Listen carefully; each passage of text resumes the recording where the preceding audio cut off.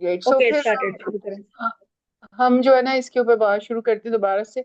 अगर लोग आ चुके हैं तो हम स्टार्ट कर लेंगे। मैं तो वैसे ही जनरली गपशप लगा रही थी।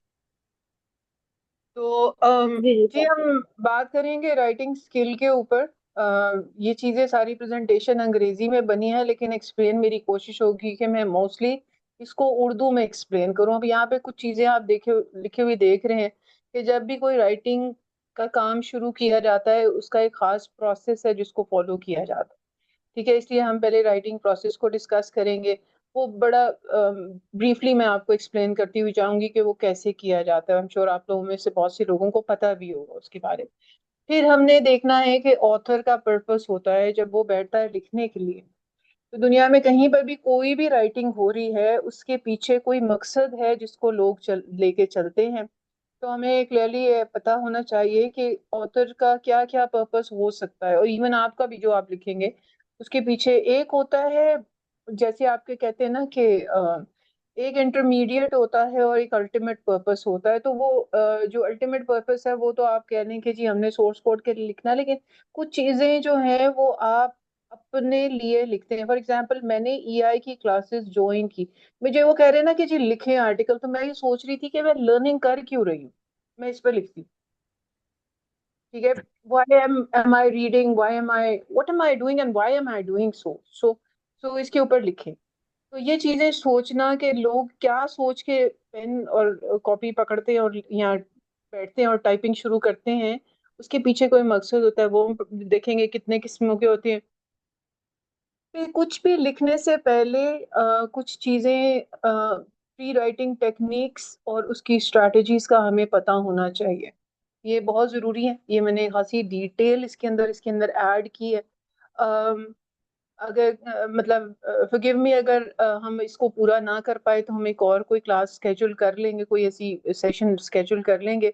मेरी कोशिश होगी कि इसको कवर करें, but then again there are so many activities that I want to do with you, जो कि आपको क्लियर करती जाएं कि हम कर क्या रहे हैं और क्यों कर रहे हैं, और आपको हैंड्स ऑन प्रैक्टिस हो जाए कि ये इस तरह से होना है जी। फिर पैटर्न ऑफ ऑर्गेनाइजेशन, किसी भी टेक्स्ट को एक खास पैटर्न से लिखा जाता है। देयर आर डिफरेंट तकरीबन 10-15 पैटर्न हैं जो कि ऑप्ट किए जाते हैं फॉर डिफरेंट पर्पस। जहन में रखते हुए खास पैटर्न ऑफ ऑर्गेनाइजेशन जिसमें चंद एक का नाम है बस आपको ले देती हूँ। जैसे कंपेयर एंड कॉन्ट्रास्ट होता है, क्रोनोलॉजिकल जो कि टाइम सीक्वेंस, जितनी सारी हिस्ट्री की बुक्स जो हैं वो क्रोनोलॉजिकल ऑर्डर में टाइम सीक्वेंस में होते हैं।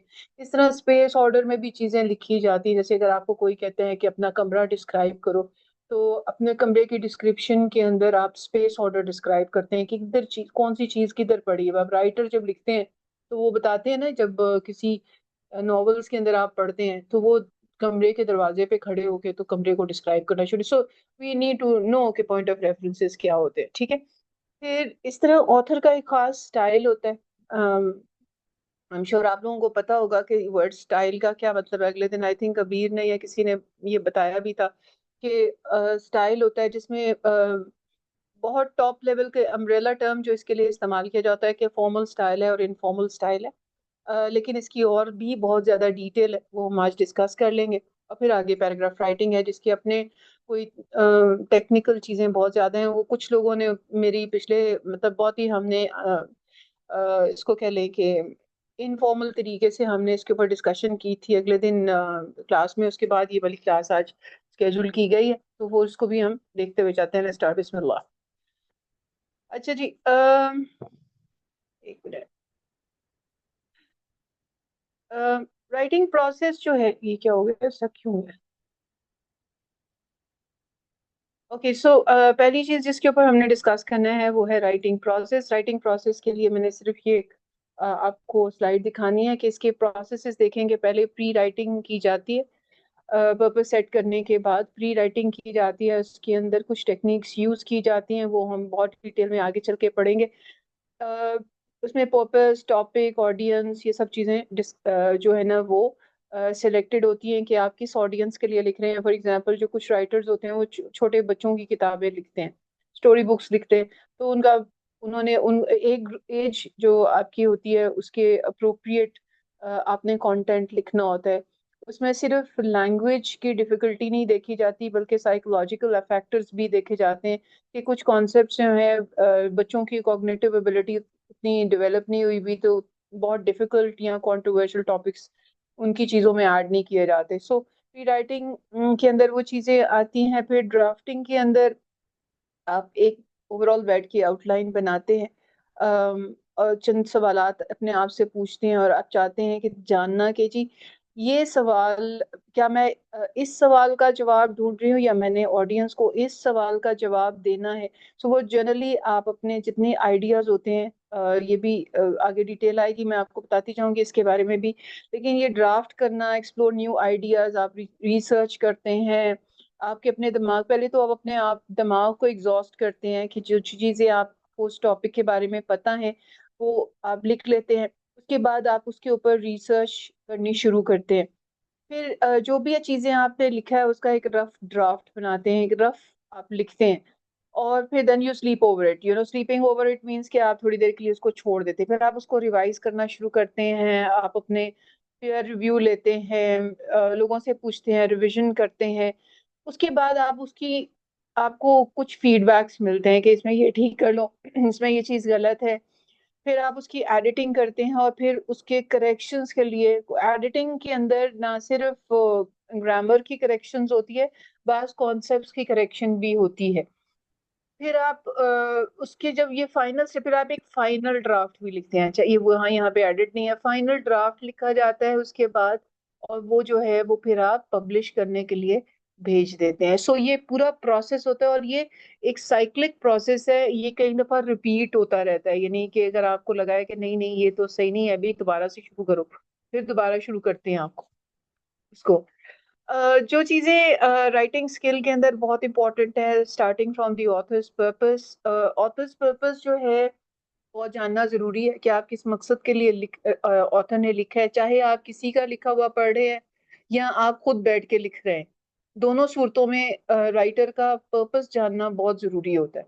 ये नहीं कि आपने किसी की राइटिंग पढ़ी है तो आपको आपको पता तो होना चाहिए कि ढूंढते कैसे हैं कि राइटर ने किस मकसद के लिए लिखा है ये। ठीक है। फिर पैटर्न ऑफ ऑर्गेनाइजेशन, हाँ किस पैटर्न के ऊपर चीजों को ऑर्गेनाइज किया गया है। अच्छा, ये इंपॉर्टेंट है। कायनात में हर चीज अल्लाह ताला कहते हैं तदब्बुर करो, तफक्कुर करो। कायनात में अल्लाह ताला के पैटर्न्स आपको नजर आते हैं।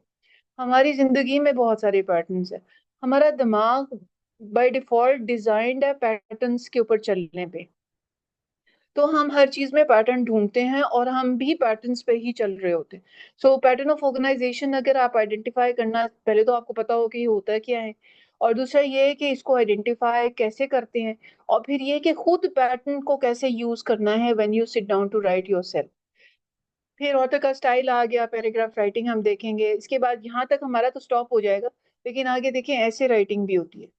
ठीक है, ऐसे राइटिंग के बाद क्रिटिक राइटिंग भी होती है, यानी कि आपने पढ़ा है और आपने किसी और की किताब पढ़ी है, और उसके ऊपर आप अपना रिव्यू दे रहे हैं।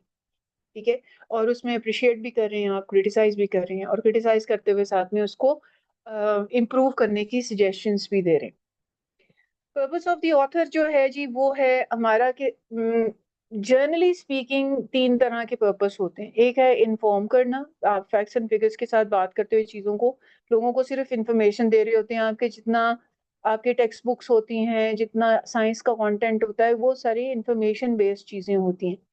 फिर होता है परसुएट करना, सारी बिजनेस कम्युनिकेशन, आप जितने भी एड्स भी देखते हैं, या इवन आप देखें कि एक मैंने किताब पढ़ी है, और वो किताब मैं आपको रिकमेंड कर रही हूँ कि आप भी जरूर पढ़ें।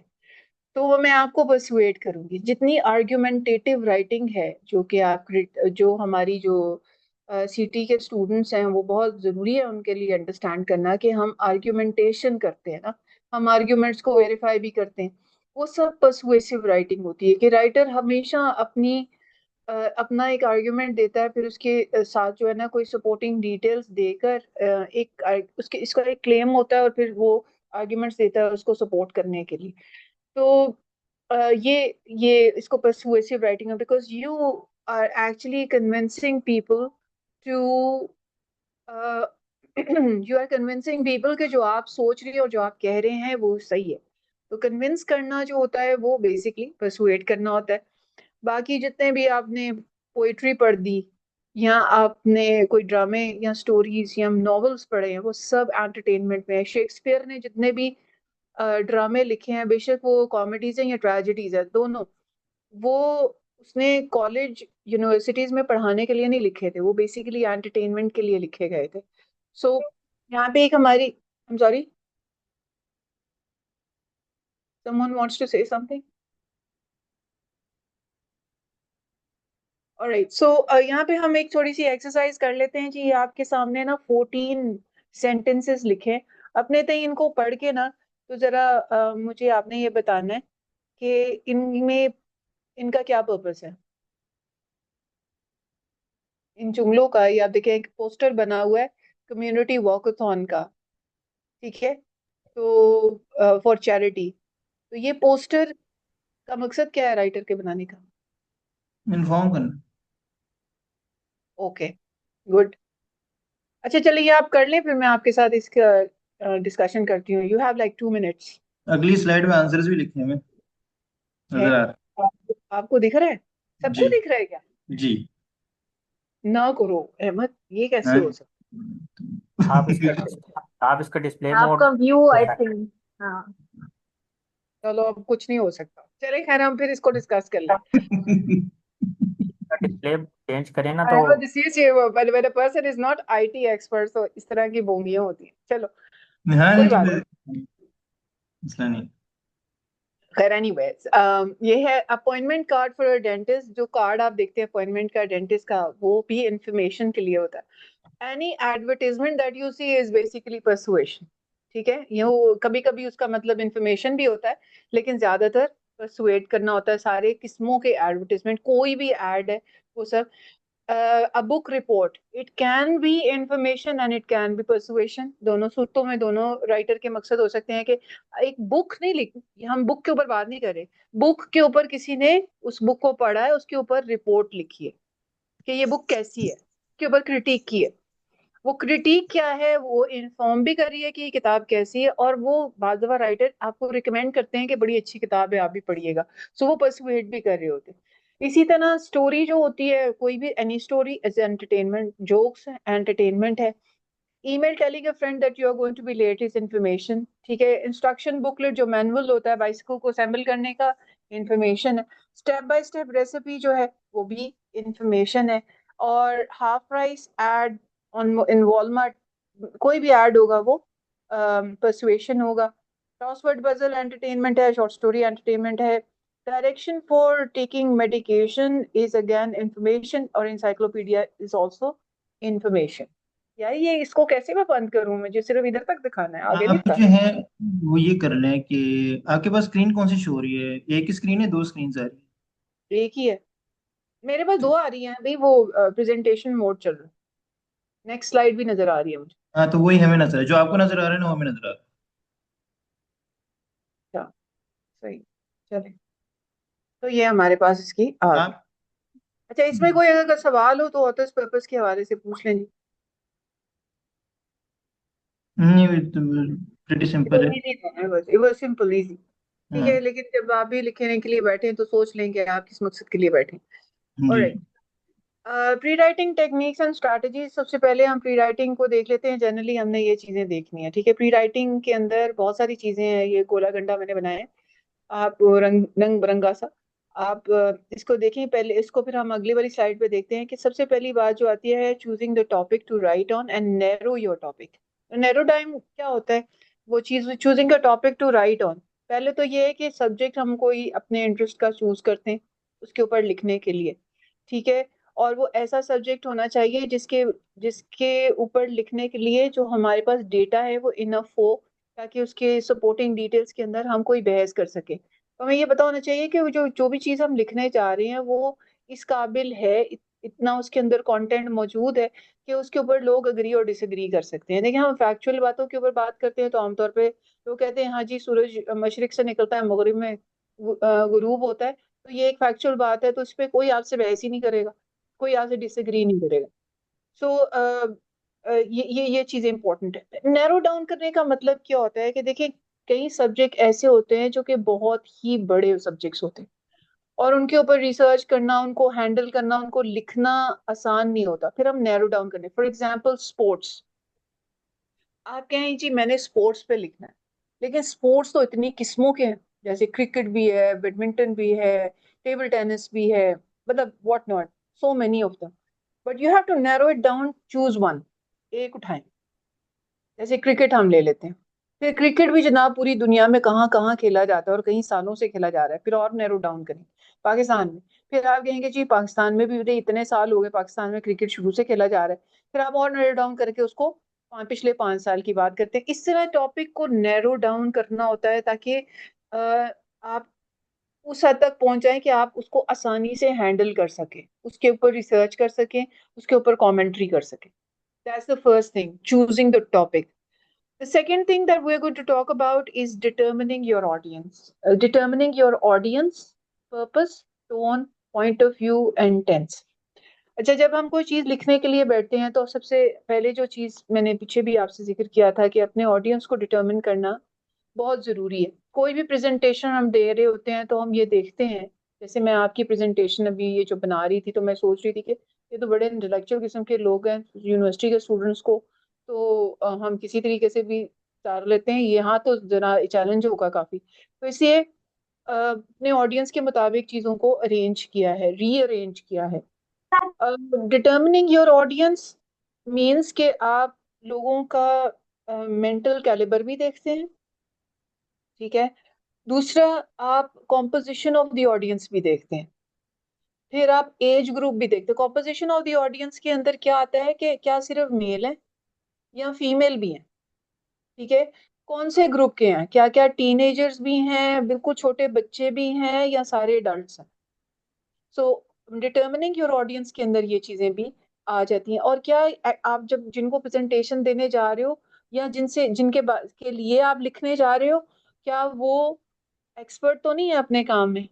जैसे आप अपने टीचर के लिए लिखते हो तो आपका टीचर तो एक्सपर्ट है उस सब्जेक्ट में, तो फिर आप उसके मुताबिक उनकी मुताबिक जो है ना अपनी वोकैबलरी चूज करते हो, एग्जाम्पल्स देते हो और मजीद डिटेल ऐड करते हो।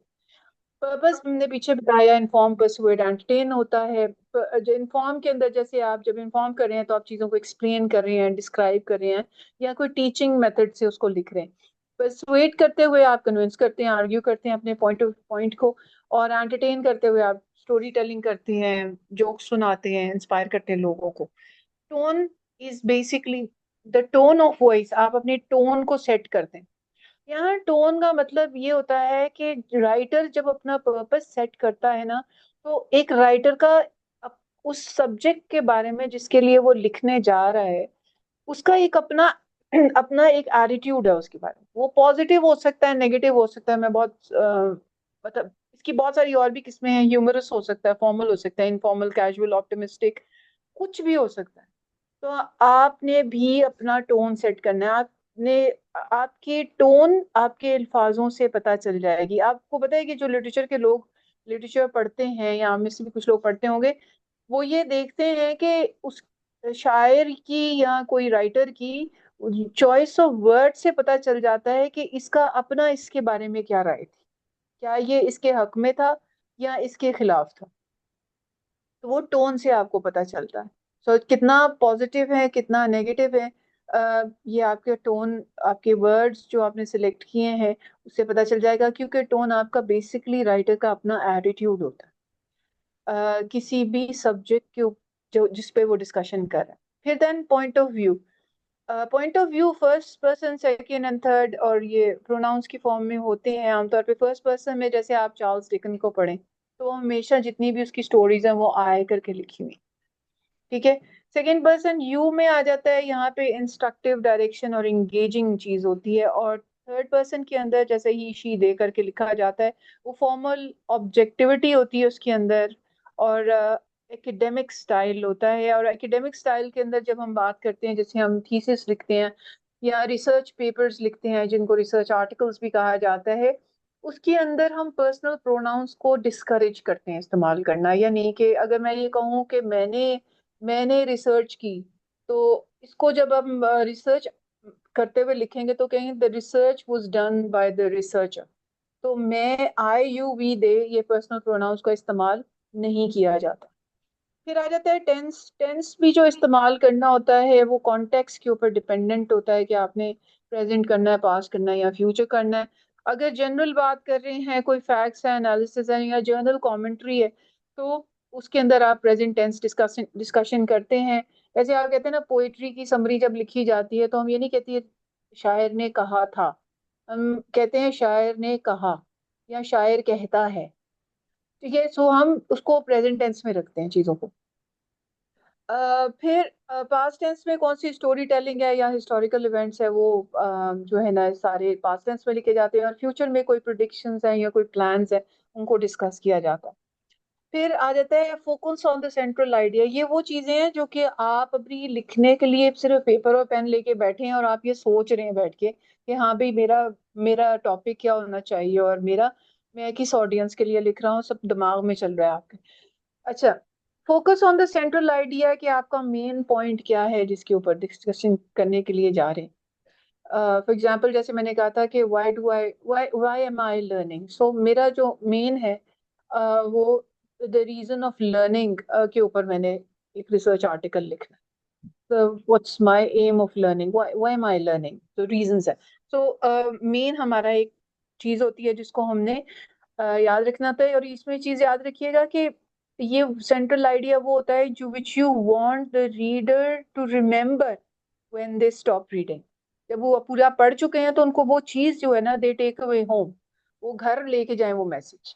प्रेजेंटेशंस के अंदर भी ऐसे ही होता है कि वो मैसेज, आप प्रेजेंटेशन का जब कंटेंट सिलेक्शन करते हैं तो उसमें आप वो चीज सिलेक्ट करते हैं which you want people to not to forget, I mean they you want them to remember it always. ठीक है।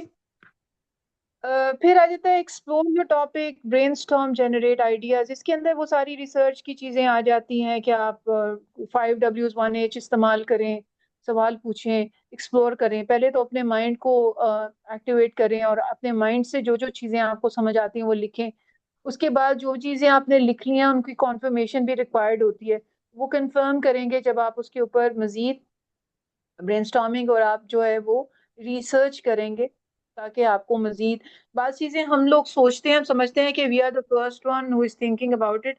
हालांकि ऐसा नहीं होता, वो पहले भी किसी ने सोची होती है। इसलिए फिर आप वो उसके ऊपर रिसर्च करते हैं और जाके वेरीफाई करते हैं कि क्या ये बात पहले किसी ने कही है, नहीं कही, अगर कही है तो क्या कही है, किस तरीके से कही है। उस दिन हमारे एक गैप एनालिसिस के ऊपर बात, गैप की बात हो रही थी, अम, कि कैसे किया जाता है रिसर्च, गैप कैसे ढूंढा जाता है। वो बेसिकली ये है कि अगर मैं रीडिंग स्किल के ऊपर आज आपको प्रेजेंटेशन दूं और मैं कोई रिसर्च लिखने के लिए बैठूं या कोई आर्टिकल लिखने के लिए बैठूं, तो मैं पहले तो ये देखूंगी कि ये रीडिंग के ऊपर किस किस ने क्या क्या लिख लिख चुके हैं, और फिर मैं वो पॉइंट सिलेक्ट करूंगी जो कि किसी ने नहीं लिखा।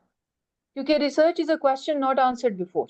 रिसर्च होता है, टॉपिक वही है, मतलब रीडिंग ही है ना, कि री री मीन्स दोबारा से, और सर्च आप सर्च कर रहे हैं और वो चीज सर्च कर रहे हैं जिसके अंदर गैप रह गया हुआ है, जो चीज जो लोगों ने उस एंगल से फोकस करके उसके ऊपर चीजें नहीं की हुई। अगला हमारे पास आता है then you make a plan, और फिर उसके बाद आप उसको ऑर्गेनाइज करते हैं। ये आगे आ जाना है, इसके आगे प्री राइटिंग स्ट्रैटेजीज के ऊपर, कि प्लान आप करते हैं, ब्रेनस्टॉर्म करते हैं, क्वेश्चंस पूछते हैं, बहुत सारी और तरीके हैं, स्ट्रैटेजीज जो प्री राइटिंग के अंदर होती है।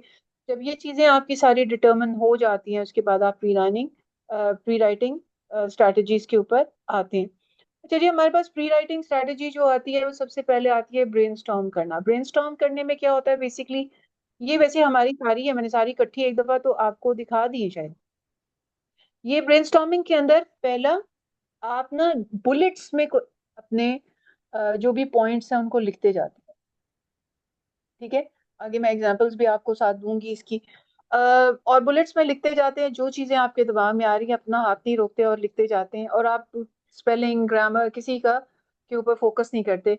रीराइटिंग के अंदर ग्रामर और स्पेलिंग्स के ऊपर फोकस नहीं किया जाता, सिर्फ आइडियाज कलेक्ट किए जाते हैं, याद रखिएगा। फ्री राइटिंग के अंदर हम देखते हैं कि फ्री राइटिंग के अंदर आप 5 से 10 मिनट के लिए अपने आप को जो है वो टाइम देते हैं, और 5 से 10 मिनट के लिए आप अपना हाथ नहीं रोकते, you just keep writing. Anything that comes to your mind वो आप लिखते जाते हैं और आपको ये रेज नहीं करते, कोई चीज़ आपको सही लगे गलत लगे, बस आप लिखते जाएं। तो 5 मिनट्स 5 to 10 मिनट्स लोगों को दिए जाते हैं और उसके अंदर वो लिखते हैं। फिर आ जाता है क्लस्टरिंग। इसमें वो होता है कि आप एक बीच में सर्कल बनाते हैं और उसके इर्द गिर्द अपने आइडियाज को लिखते हैं। ठीक है, इसको माइंड मैपिंग भी कहते हैं, इसको वेबिंग भी कहते हैं। ठीक है। फिर आ जाता है क्वेश्चनिंग टेक्निक। क्वेश्चनिंग के अंदर आप देखें कि 5 Ws और 1 H आता है। आप सवाल पूछते हैं। आगे मैंने इसकी वैसे आपको स्लाइड्स के अंदर मैं ये शेयर भी कर दूंगी आपके।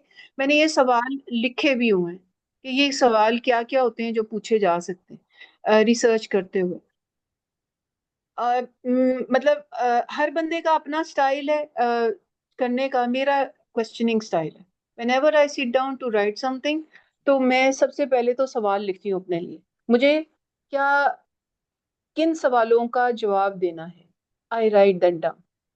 तो मैं उनको क्वेश्चन फॉर्म्स में लिखती हूँ। अगर मैंने कोई प्रेजेंटेशन भी देनी होती है तो मैं अपने सामने सवाल रखती हूँ कि मैंने इन चेकलिस्ट होती है क्वेश्चन फॉर्म में, क्या मैंने ये कर दिया, हाँ मैंने कर दिया। ठीक है। तो वो क्वेश्चन फॉर्म के अंदर ये होता है कि मुझे ये फील होता है कि उसमें आपको आप फोकस्ड रहते हैं। आपकी जो है ना क्या उसे कहते हैं, आपकी मोटिवेशन कम नहीं होती। ठीक है। आप जो है वो आप जब दोबारा उस सवाल की तरफ आते हैं, फर्ज करें कि गैप आ गया है और आपको कुछ चीजें कुछ अरसे तक आप छेड़ नहीं सके, तो दोबारा से आप वो क्वेश्चन जब पढ़ते हैं तो वो आपको रिकॉल होनी शुरू हो जाती है। आउटलाइन करना खैर as at a later stage होता है। इसमें ये होता है कि आपने आइडियाज जॉट डाउन करी हैं। अगर फर्ज करें आप ऐसे राइटिंग कर रहे हैं तो आपने आइडियाज सारे लिख लिए थे। अब आपको उसको ये देखना है कि आपने पहला जो बॉडी का पैराग्राफ है उसमें क्या लिखना है, फिर सेकंड में क्या लिखना है और थर्ड में क्या लिखना है। या आप पैराग्राफ राइटिंग ही कर रहे हैं तो पैराग्राफ राइटिंग आर्ग्यूमेंटेटिव अगर राइटिंग है तो पहला आर्ग्यूमेंट बहुत स्ट्रांग होना चाहिए, आखिरी आर्ग्यूमेंट बहुत स्ट्रांग होना, 3 आर्ग्यूमेंट होने चाहिए और सेंटर वाला अगर थोड़ा सा वीक भी है तो चलेगा। सैंडविच करते हैं वीक आर्ग्यूमेंट को। सो ऑर्गेनाइज करना होता है आउटलाइनिंग के अंदर कि आपने पहले कौन सा आर्ग्यूमेंट देना है, दूसरा कौन सा देंगे और तीसरा कौन सा आर्ग्यूमेंट आएगा। फिर लिस्टिंग के अंदर भी आप लिस्ट बना लेते हैं। ये बिल्कुल वो ब्रेनस्टॉर्मिंग की तरह ही होता है कि आप लिस्ट करते हैं चीज़ों को, बुलेट फॉर्म में उनको आइडियाज को लिखते हुए जाते हैं। ये कुछ डिफरेंट टर्म्स लोग यूज करते हैं, मैंने इसलिए सारे डाल दी। रिसर्चिंग के अंदर भी आप रिसर्च करते हैं और रिलायबल सोर्स से उसको वेरीफाई करते हैं। ठीक है। रिलायबल सोर्सेज से वेरीफाई करना कि आप देखते हैं कि ये बात मैंने किसी ब्लॉग में पढ़ी है कि वाकई में किसी ऑथेंटिक रिसर्च आर्टिकल जो कि पब्लिश्ड है उधर लिखी हुई है। तो आपको रिसर्चिंग करनी पड़ती है, ये हमें तो अच्छी तरह पता है कि सिटी में हमें यही सिखाया गया। जर्नलिंग करना होता है कि जर्नलिंग एक बहुत बड़ा टर्म है जो कि यूज किया जाता है। जर्नल होते हैं बेसिकली, लोगों ने मुख्तलिफ किस्म के जर्नल बनाए बनाए हुए हैं। उनमें वो जैसे थेरेपी के लिए भी जर्नलिंग की जाती है। ठीक है। जर्नलिंग में जैसे आप एक छोटी सी किताब अपने पास रखते हैं और उस किताब के अंदर जो चीजें आपको नहीं आप सीखते जाते हैं उनको ना आप बस अपने पर्स से वो निकालते हैं और उसको लिखना शुरू कर देते हैं। और ये जर्नलिंग होती है। आगे मैं इसकी आपको एग्जांपल भी दिखाती हूँ। अ, ये है स्टोरी बोर्डिंग। स्टोरी बोर्डिंग में ना लोग माइंड मैपिंग की तरह होती है, लेकिन इसमें होता ये है कि लोग ना तस्वीरें बनाते हैं। तस्वीरें बना के तो चीजों को प्लान करते हैं और फिर उसको नैरेटिव राइटिंग के अंदर कन्वर्ट करते हैं। इसकी एग्जांपल आगे आ रही है। फिर क्यूबिंग भी होता है। क्यूब के अंदर जो होते हैं ना ये आप ये एक टेक्निक है जो कि यूज की जाती है, वैसे इसको ह्यूरिस्टिक मेथड कहते हैं। ये मेथड ऐसा है कि ये 6 सवाल, एक क्यूब होता है ना उसके 6 साइड्स हैं। तो 6 सवाल हैं जो कि जब भी आपने कोई चीज देखनी है, कोई टॉपिक लेना है, उसको 6 एंगल से आपने देखना है।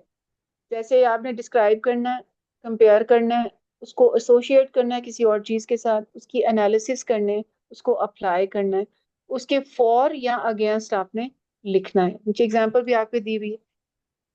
अब हम ब्रेनस्टॉर्मिंग की एग्जांपल देखते हैं। ये देखिए बुलेट फॉर्म में चीजें लिखी हुई हैं। क्लस्टरिंग के अंदर हम देख रहे हैं कि क्लस्टरिंग या माइंड मैपिंग या वेबिंग भी कहते हैं इसको, एक टॉपिक है सेंटर में लिखा है, फिर उसके सब टॉपिक्स जो हैं वो साइड्स के अंदर लिखे हैं, उसके आगे उनकी डिटेल आ रही है। सो लोग अपने आइडियाज को इस तरीके से भी इकट्ठा करते हैं जब वो प्री राइटिंग कर रहे होते हैं कि मुझे ये चीजें इस तरह से कनेक्ट करके लिखनी है। फिर क्वेश्चनिंग के अंदर ये बहुत सारे क्वेश्चन है, कौन, हु इज द पार्टिसिपेंट, इसको मैं फोकस करती हूँ जरा। ये देखिएगा, ये देखिए, जैसे who are the participant, who is affected, who is the primary actor, who is the secondary actor, topic में what is the topic, significance of the topic, basic problem, issues। इसी तरह where के अंदर कहाँ हुआ, कब हुआ, ठीक है। when के अंदर क्या ये कब हुआ, पास्ट में, प्रेजेंट में, फ्यूचर। why के अंदर आप बताते हैं कि इशू है, या why did this issue or problem arise, ठीक है, और ये हुआ ही क्यों था, और ये कैसे डेवलप हुआ, और ये कैसे ठीक होगा वगैरह।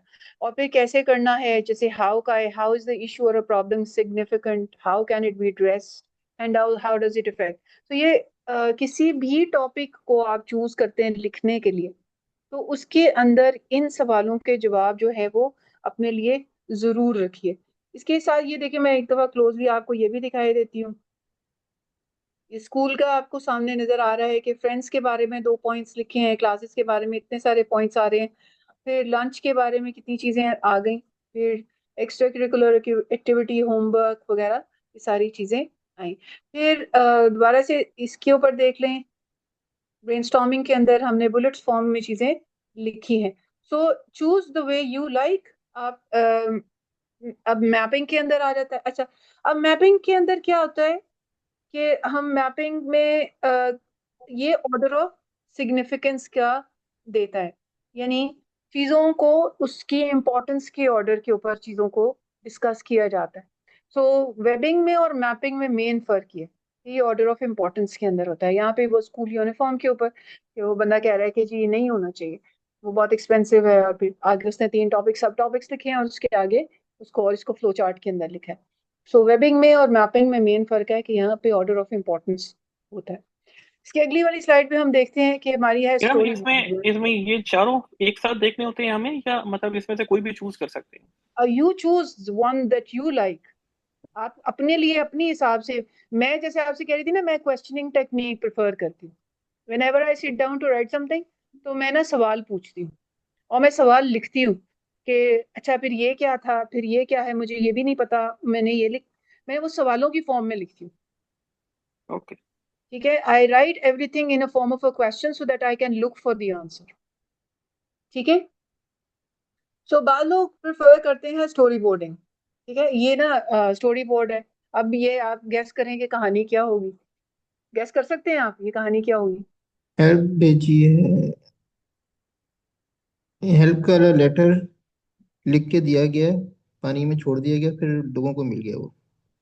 हाँ जी, ये देखें, पहले में ना उन्होंने एक मैसेज लिखा है, उसको बॉटल में डाला है, और फिर वो बॉटल आप समंदर में फेंक दी है। फिर वो लाइट हाउस के पास वो बॉटल मिली है, फिर लोगों ने उसे खोला है, पढ़ा है, 3 लोग हैं, और उसमें लिखा हुआ है हेल्प, यानी कि बंदे को हेल्प की जरूरत। सो बाज दफा लोग जो है ना स्टोरी बोर्डिंग करते हैं वो इस तरह से, खासतौर पे ये जो ये तो एड्स में चलता है ये। ये ड्रामे फिल्में जो होती है ना, उनकी जब की हम्म। जाती है ना, जब राइटिंग उनके बारे में, वो जो उनके डायरेक्टर्स वगैरह होते हैं, वो इस तरीके से काम करते हैं। तो यह फ्री राइटिंग में देखिएगा, ये 2 एग्जांपल्स मैंने यहाँ पे फ्री राइटिंग के अंदर लिखी हैं, और देखिए बंदे के दिमाग में जो कुछ आया है बस वो लिखे जा रहा है। ये 2 एग्जांपल्स हैं, एक एरोबिक्स के बारे में, एक कॉमन कोल्ड के बारे में। मतलब बस उसने कहा है कि 5 से 10 मिनट में मुझे बस कुछ भी लिखना है, वो जो दिमाग में आते जा रहा है वो लिखता जा रहा है। So you have to choose what whichever is suitable for you, और whichever you feel comfortable with. ठीक है। मगर आपको पता होना चाहिए कि ये सारी टेक्निक्स होती है, लोग मुख्तलिफ तरीकों से, अगर आपके बच्चे, अपने अपने बच्चे को किसी को पढ़ाना है, तो आप उसको ये सारी ऑप्शन दें कि देखो तुमने अपने आइडियाज कलेक्ट करने हैं, तो इस तरीके से कर लो या इस तरीके से कर लो, जैसे तुम्हें बेहतर लगता है। फिर उसके बाद हमारा आता है लूपिंग का। लूपिंग होता है, ये भी आपकी प्री राइटिंग ही होती है, लेकिन इसके अंदर थोड़ा सा क्या होता है, फर्क ये होता है कि ये फॉर टू डिग डीप के लिए होती है, कि आप ज्यादा डीपर थिंकिंग जब करना चाहते हैं ना, तो उसके लिए लूपिंग की जाती है। ये राइट। और इसमें क्या होता है कि आप लूपिंग के अंदर, ये फ्री राइटिंग है, आप कुछ आइडियाज कलेक्ट करते हैं और फिर लिखते हैं, फिर रिपीट करते हैं, फिर और फोकस उसको करते हैं, और इसको इसको इसीलिए लूपिंग कहा जाता है, क्योंकि you write and then you again write, you discover more things and you again write, होती है फ्री राइटिंग। ठीक है। अच्छा जी, इसके बाद हमारे पास आ गया लिस्टिंग। तो लिस्टिंग के अंदर देखिए, मैंने आपको कहा था ना कि ये बिल्कुल ब्रेनस्टॉर्मिंग की तरह ही है, कि कुछ आइडियाज हैं जिसको आप लिस्ट डाउन करते हैं, 1 2 3 करके कर लें या वैसे ऐसे लिख लें। ठीक है। कई नाम है जो सिनोनिमसली यूज होते हैं, मतलब वो आउटलाइनिंग के अंदर, ये देखिएगा कि आउटलाइनिंग की मैं 2 एग्जांपल्स यहाँ पे दी हुई हैं, तो मैं एक करके देख लेते हैं। पहले ये वाली देखिए, ये किसी की पर्सनल वो राइटिंग है, उसने जो भी चीजें उसने अपनी वो वेबिंग में बनाई हुई थी, उसको ऑर्डर में लिख लिया कि मैं जब लिखने बैठाऊंगा ना, तो पहले पैराग्राफ में मैंने ये लिखना है, और दूसरे में ये लिखना है, और तीसरे में ये लिखना है। मतलब इसके अंदर ये वाला भी आ जाएगा। देखिए, ये वाली एग्जाम्पल भी, एक टॉपिक उसने चूज किया, उसके ऊपर उसने प्री राइटिंग की, उसके बाद उसको उसने आउटलाइन कर ली कि मुझे पता होना चाहिए कि मुझे पहले दूसरे तीसरे पैराग्राफ के अंदर क्या चीजें लिखनी है। जब आप इस तरह से लिख लेते हैं, तो फिर आपकी राइटिंग जो है ना, बहुत ही कोहेरेंट रहती है। ठीक है। फिर आ जाता है जर्नलिंग। अब ये जर्नलिंग के अंदर आप देखें, अगर आपको क्लियर नजर आ रहा है ना, पता नहीं आ रहा है पूरा कि नहीं आ रहा, इसको भी बड़ा करके बताऊं तो, जर्नलिंग के अंदर भी आप देखें कि मुख्तलिफ चीजें आपको नजर आएंगी। जर्नलिंग भी देखें, रिफ्लेक्टिव जर्नलिंग है, गोल सेटिंग जर्नलिंग है। लोग जर्नलिंग व्हाट यू लर्न, आपने क्या क्या सीखा। फिर जर्नलिंग योर इमोशंस, कि आपको महसूस कैसा होता है, जैसे बंदे डायरी लिखते हैं। फिर ड्रीम जर्नल्स भी होते हैं कि मैं ये करना चाहता हूँ ये। फिर एक्नॉलेज कंसर्न्स। फिर अब ये थेरेपी, ये जो जितने नीचे वाले आ रहे हैं ना, ये सारे थेरेपी के लिए होते हैं।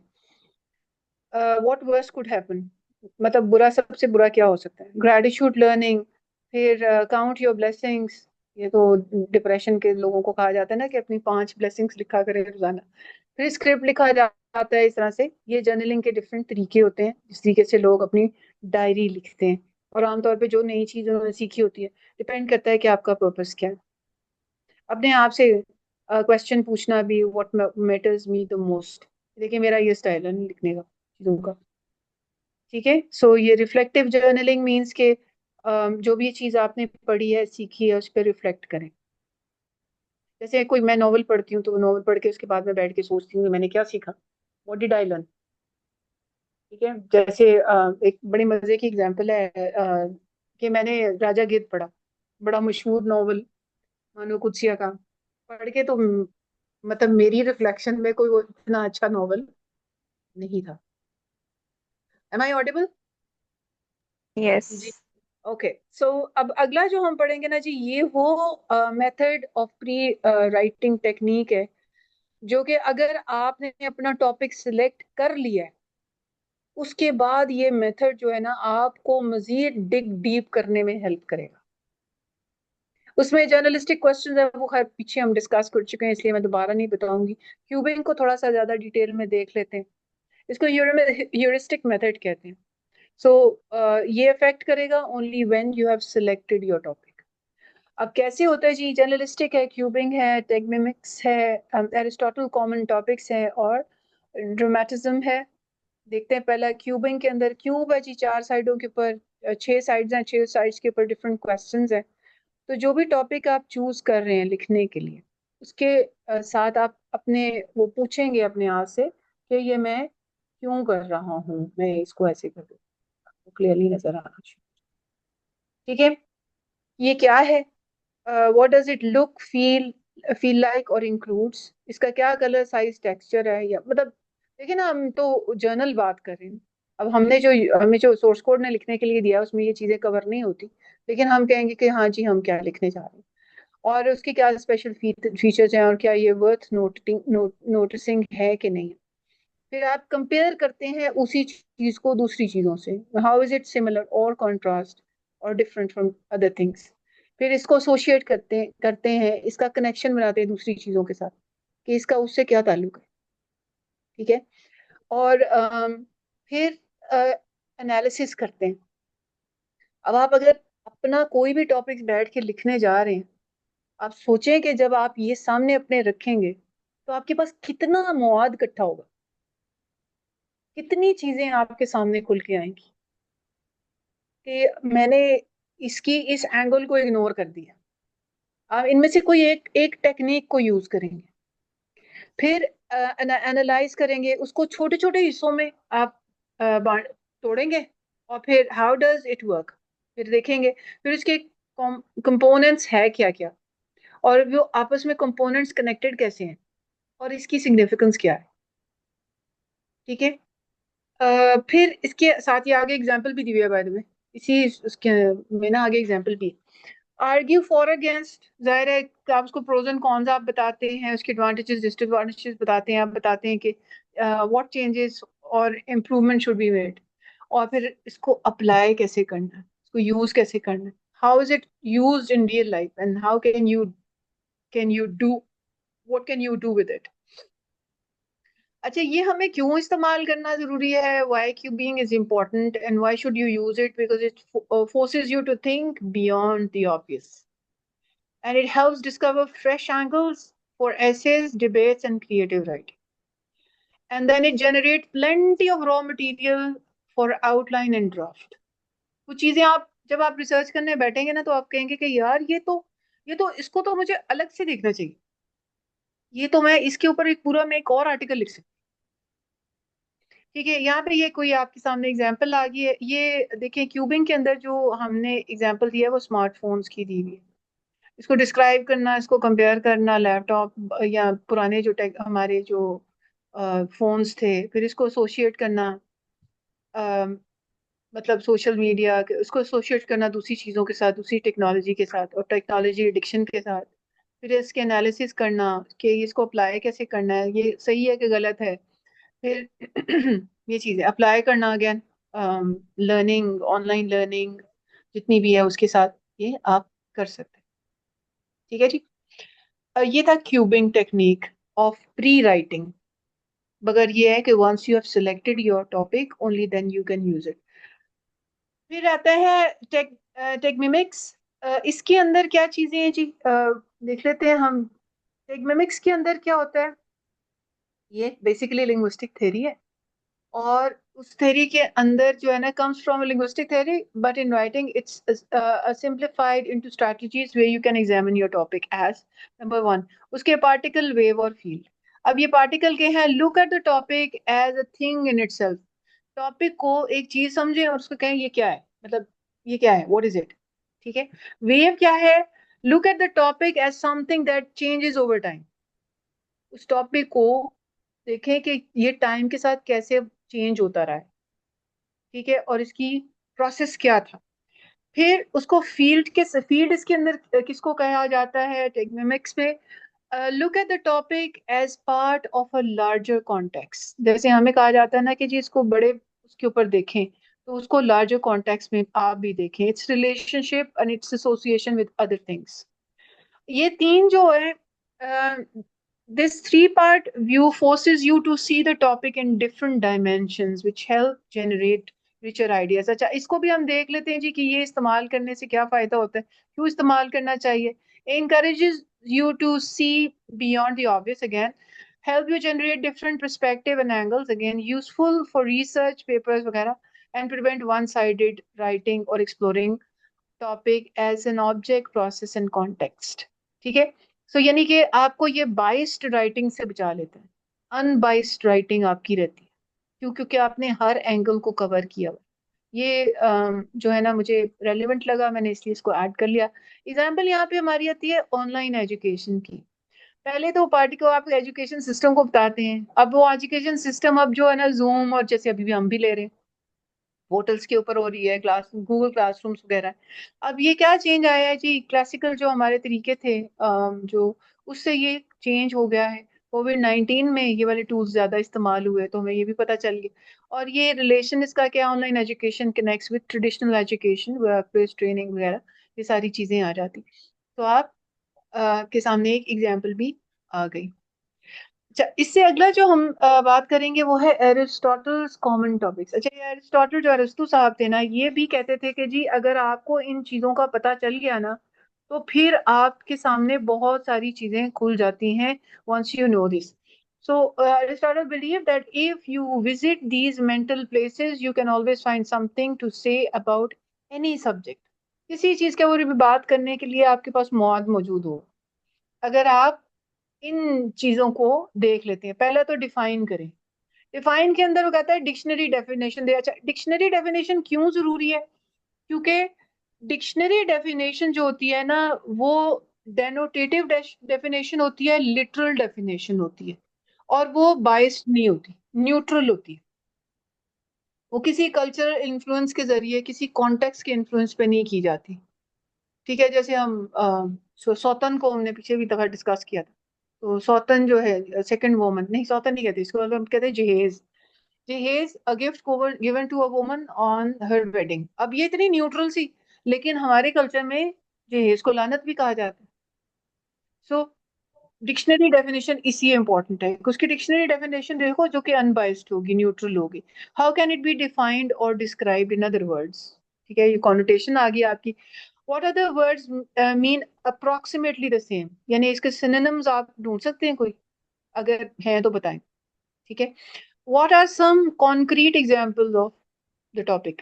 ठीक है, and then for example यहाँ पे justice का, justice is giving each person what it deserve। अब justice के ऊपर अगर आप ये सारी डिफाइन करें इन चीजों को ही, तो आपको थोड़ा सा आइडिया हो जाएगा।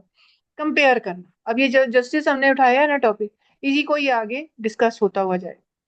कंपेयर करना, एरिस्टोटल कहता है कि जब आप कंपेयर करते हैं किसी भी चीज को दूसरी चीजों से, तो आपके सामने और बहुत सी हकीकतें खुलती हैं। जैसे how is justice similar to different और डिफरेंट फ्रॉम समथिंग एल्स? ठीक है, justice is most unlike what और मोस्ट लाइक व्हाट। सॉरी, यहाँ पे टाइपिंग एरर है। In what way and in what way, यानी कि किस तरह से ये किसी से चीज से मुख्तलिफ है या किसी की तरह का है। ठीक है, अब नीचे एग्जांपल आ गई है, fairness, comparing justice in law versus morality.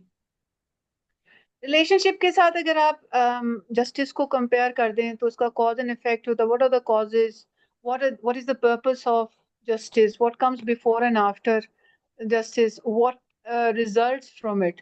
अब ये सिर्फ हमने यहाँ तो जस्टिस लिया हुआ है, लेकिन आप तो अपने टॉपिक को लेंगे ना। ठीक है, फिर आता है हमारे पास circumstances। circumstances के अंदर इज इट मतलब जो भी टॉपिक है आपका, पॉसिबल और इम्पॉसिबल, क्या ये काम करना, जस्टिस पॉसिबल और impossible? Who can do it? What would it take for justice to happen?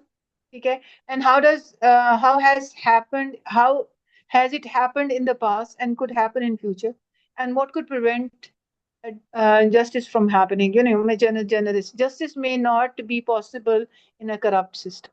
तो ये नीचे एक आपने स्टेटमेंट दे दी।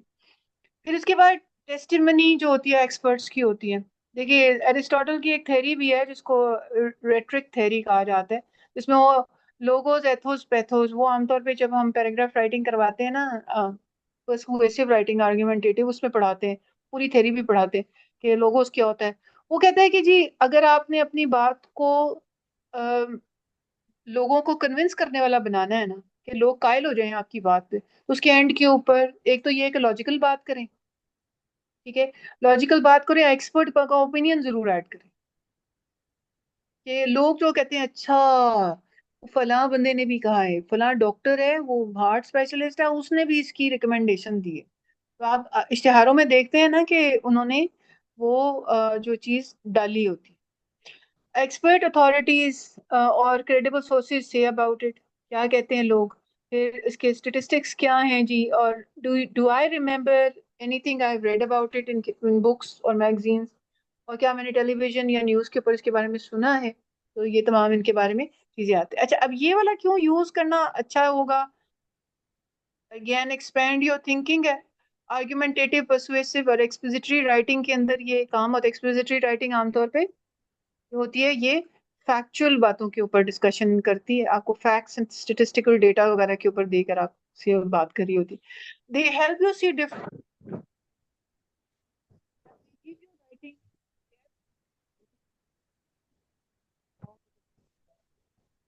वगैरह सब कुछ आपके आ जाएंगे। अगर आप ये इसी को लेके अपने आर्टिकल्स लिखने शुरू कर दें ना, तो आपके सारी चीजें आ जाएंगी आपके आर्टिकल के अंदर। अच्छा, यहाँ पे जो हमारे पास एग्जांपल आती है ना जी, वो आती है क्लाइमेट चेंज की। तो क्लाइमेट चेंज की डेफिनेशन दी है, उसको कंपेयर किया, उसकी रिलेशनशिप बता दिए, बर्निंग द फ्यूल वगैरह, और उसके सर्कमस्टांसेस, और नासा की जो आगे साइंटिस्ट है उसकी कॉन्फर्मेशन भी कर दी। इसके बाद हमारा आता है ये है ड्रामा से ड्रामेटिज्म। ड्रामेटिज्म के अंदर क्या चीजें आती हैं, ये आमतौर पे स्टोरी टेलिंग के अंदर आती है, लेकिन अगर आप थोड़ा सा मैंने डाल दिया था क्योंकि इसके साथ ही तो कनेक्टेड था, जब हम पढ़ाते हैं तो सारा कुछ इकट्ठा ही पढ़ाते हैं। इसके अंदर होता है कि 5 एलिमेंट्स हैं, like 5 questions to ask about your topic. पहला है क्या हुआ, एक्शन क्या था, एक्ट क्या हुआ था, और इवेंट, मतलब एक चोरी हुई है ना जी, चोरी हुई है, ये एक एक्शन हुआ है, ठीक है। Scene, where and what did it happen, when did it happen, context क्या, कहाँ हुआ और कब हुआ।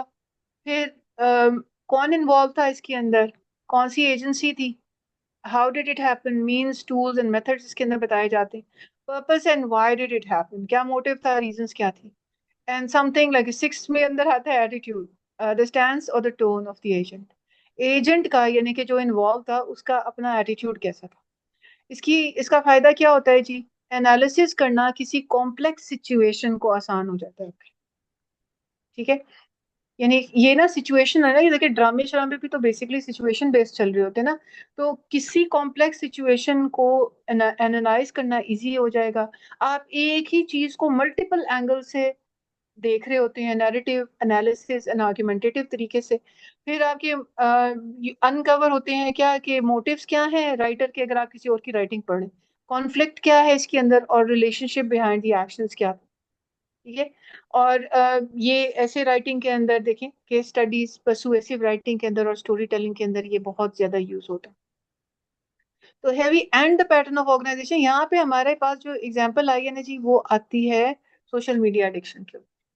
तो सोशल मीडिया एडिक्शन की एग्जांपल है कि क्या है, वो ज्यादा टाइम जो है वो आप स्क्रॉलिंग करते हुए गुजारते हैं, और सीन बेडरूम, क्लासरूम, कहीं पर भी, agent teenagers and young adults है, एजेंसी है स्मार्टफोन, पर्पस है to escape stress, seek entertainment, connect socially and gain. तो ये चीजें आपके सामने आ गई। Any question so far, because we are done with we are going to start pattern of organization now, so we are done with what you call the pre writing techniques जो हम पीछे पढ़ रहे थे, ठीक है। तो बताइएगा अगर आपको कोई सवाल हो तो। जी रुमाना। जी, मेरा सवाल ये है कि जो आप ये प्रेजेंटेशन दे रही हैं, तो आप ने क्या सोचा कि आपके ऑडियंस कौन है? मैंने पहले यही बताया था रुमाना, मैं तो ये सोच के नहीं आई हूँ, नहीं। मेरे सामने जी, जी, कौन है? मेरे सामने तो अच्छे खासे पढ़े लिखे लोग बैठे हैं, मेरी किसी अच्छा, गलती को फौरन पकड़ेंगे। अच्छा। और इसलिए जो है ना, मैंने वो डिटेल भी डाली है जो आमतौर पे हम अपने यूनिवर्सिटी क्लासरूम्स में डिस्कशन नहीं करते उनके ऊपर। हम्म, ठीक है। ठीक है, फिर आप फिनिश कर लें, फिर क्वेश्चन कर लेंगे। जज़ाकल्लाह। और जी एक क्वेश्चन है जी जी निगम, जी इतना जी। खूबसूरत आपने ये जो सारा हमें पढ़ा रहे हैं, जबरदस्त है ये। अच्छा, ये जो हम असाइनमेंट्स बना रहे हैं आजकल मोतज़िला पे, इस पे इसको जब हम अप्लाई करते हैं, यही जो आपके कॉज और सारा कुछ और रेलेवेंस, कॉन्टेक्स्ट ये वगैरह, तो ये वाली चीजें हम अभी तक क्यों नहीं कर पा रहे? आप ही हमें एक यानी अच्छी सी एग्जाम्पल रिप्रेजेंटेशन की दे देना बना के, इनमें से किसी भी मौजू पे, बहुत जिला पे। अच्छा। किसी पे भी, मोतज़िला पे बना दें। एप्लीकेशन हो रही हो ना इस तरह की हाँ, चीजें। एप्लीकेशन इसकी ना जी तो जी। जरा खूबसूरत हो जाएगा काम। नहीं, मेरे पास ना मुझे Arooj, I am thankful to her and I am really honoured कि अरूज ना अपनी प्रेजेंटेशन बना के जब भी वो कोई चीज़ लिखती हैं, और भी बहुत सारे लोग हैं, जब वो लिखते हैं तो वो मुझे भेजते हैं चेक करने के लिए, तो मैं अपने व्यूज़ उनके साथ शेयर ज़रूर करती हूँ। और मैं उनको बताती हूँ कि अच्छा अब मेरे जहन में ये आ रहा है कि जैसे अरूज ने कल वो मैप वाला शुरू में दे के फिर पूछा था ना कि कौन इनमें मोतजिला, उसी चीज को मेरा थोड़ा सा दिल चाह रहा है मातुरिदिया को ऐड करके ना, फिर सारों का इसी तरह इस मैप के उसे एक एनालिटिकल सा वो बना दें कि कौन कौन क्या सोच रहा था, जो अक्सर हमारा सवाल होता है मोतजिला ये क्यों कर रहे थे। तो थोड़ा सा वो कोशिश कर लें हम, क्या ख्याल है आपकी इस जैसे प्रेजेंटेशन को माइंड में मैंने ख्याल अच्छा है रुबीना, लेकिन अभी हमारे पास क्लास में ना हमारे सीटी बैच के अलावा भी काफी लोग ज्वाइन हुए हैं, क्योंकि कुछ और ग्रुप से भी शेयर हुई थी, तो उनको बिल्कुल समझ नहीं आएगा कि हम क्या कर रहे हैं। तो अभी इसी के ऊपर फोकस करते हैं, राइटिंग स्किल्स पे, इसके लिए हम अलग मीटिंग रख लेंगे। इसके ऊपर हम अलग मीटिंग रखते हैं, डिस्कशन करेंगे। हमने सोचा हुआ है कि इसके ऊपर डिस्कशन नहीं करनी है नहीं, भी। मैं सिर्फ एक क्वेश्चन, ये बस इतना ही था, इसमें मैं कोई डिस्कशन नहीं चाह रही No, हूँ, no यस और नो ही था बस।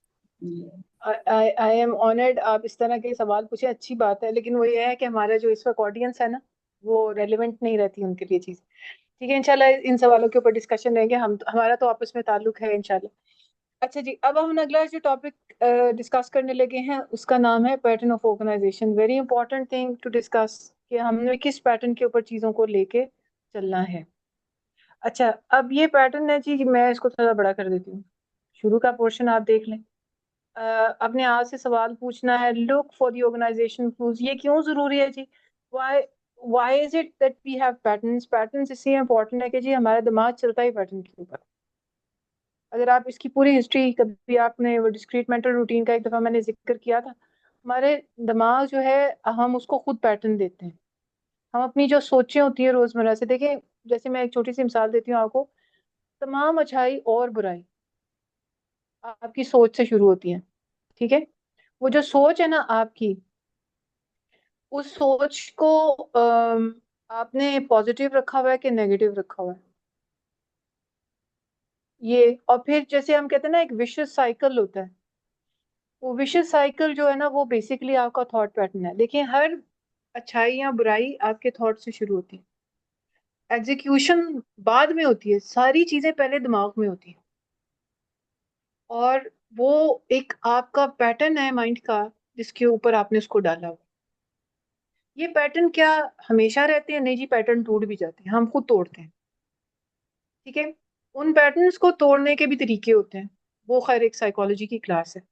लेकिन यहाँ पे देखें कि हमें जितनी भी चीजें दुनिया में अल्लाह ताला भी कायनात में गौर व फिक्र के लिए आपको कहते हैं, उसकी वजह यह है कि यहाँ पे पैटर्न है। आप दिन और रात के आने जाने को ही पैटर्न देख लें, एक चीज है रेपिटेशन के ऊपर चल रही है। ठीक है, why your brain like patterns and categories. अब मैंने आगे चल के कैटेगरीज के ऊपर भी डिस्कशन करेंगे। Strategies for recognizing pattern of organisation, ये क्या क्या स्ट्रैटेजीज होती हैं जिनसे पैटर्न को रिकॉग्नाइज किया जाता है, इसके ऊपर अभी हमने डिस्कशन करनी है।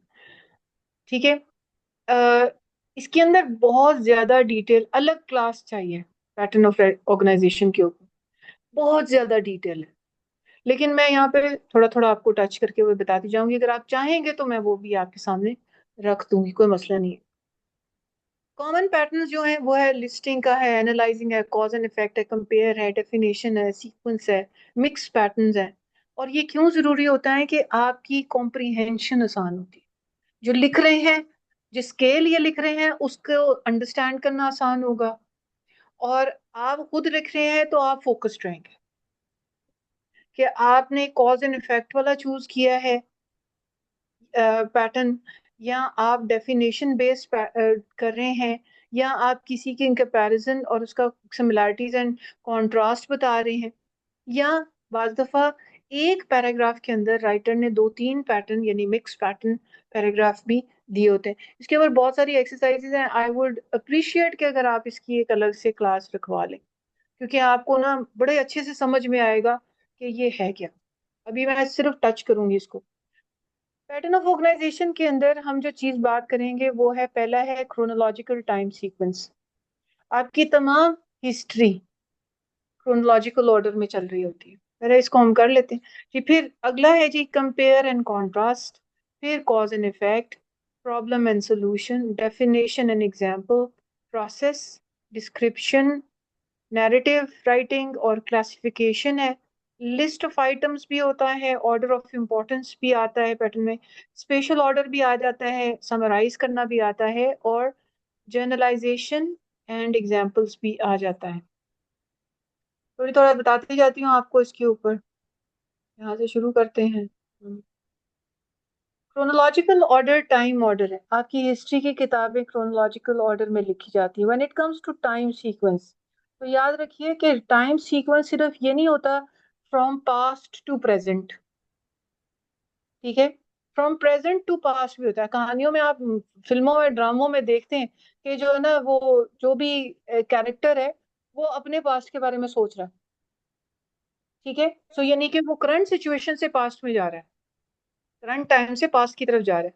बाद दफा जब जो जितनी आपकी हिस्ट्री की किताबें वो पास्ट इवेंट्स से आगे चलते हैं, प्रेजेंट की तरफ आते हैं। और कभी कभी ऐसा होता है कि हम शेख चिली बन के अपने फ्यूचर की प्लानिंग करते हैं, तो हम फ्यूचर की तरफ भी। क्रोनोलॉजिकल टाइम सीक्वेंस का मतलब सिर्फ ये नहीं है कि पास की तरफ जाना, इट कैन बी एनीवेयर, ठीक है। कंपेयर एंड कॉन्ट्रास्ट, कंपेयर करना दो चीजों को, दो इंसानों को, दो शहरों को, किसी भी दो चीजों को, दो आइडियाज को, दो आइडियोलॉजीज को, ठीक है। कॉज एंड इफेक्ट, कॉज जैसे इफेक्ट आपके सामने आता है, फिर आप रिवर्स जाके उसका कॉज ढूंढते हैं। आपको जो है ना, कोविड-19 का कॉज कोरोना वायरस था, ठीक है, डेंगू का कॉज मच्छर था, ठीक है। इस तरह जितनी इफेक्ट्स आपके सामने आते हैं, हम कहते हैं ना जी, आप इसके जो है ना एनालिसिस करें, और जो भी चीजें सामने आपके पास आई हैं उसकी कॉज ढूंढें। तो बिजनेस में भी बहुत यूज होता है। प्रॉब्लम एंड सोल्यूशन, देखिए एक एक देखिए, सेंटर में अगर हम इफेक्ट या प्रॉब्लम रख रहे, इफेक्ट जो भी आया, अच्छा है बुरा है, प्रॉब्लम आई है कोई, अगर आप आगे की तरफ जाते हैं तो आप उसका सोल्यूशन ढूंढते हैं कि ये मसला हो गया भाई, अब इसका सोल्यूशन क्या होगा। अगर आप पीछे की तरफ जाते हैं तो आप उसका कॉज ढूंढते हैं कि इसकी वजह क्या थी। अब ये डिपेंड करता है कि आपके दिमाग में चल क्या रहा है, आप ढूंढना क्या चाह रहे हैं, वो सवाल कौन सा है जो कि इसका जवाब आप ढूंढ रहे हैं, ठीक है। आप किसी और राइटर का लिखा हुआ भी जब देखते हैं ना, तो आप उसके अंदर ये सब चीजें ढूंढ रहे होते हैं कि इसने यहाँ कंपेयर किया है यार दो चीजों को, यहाँ इसने ये इफेक्ट बता के उसकी फिर भी कॉज बताई नहीं है। यहाँ आप यानी कि आप एक एक चीज को लेके चल रहे होते हैं।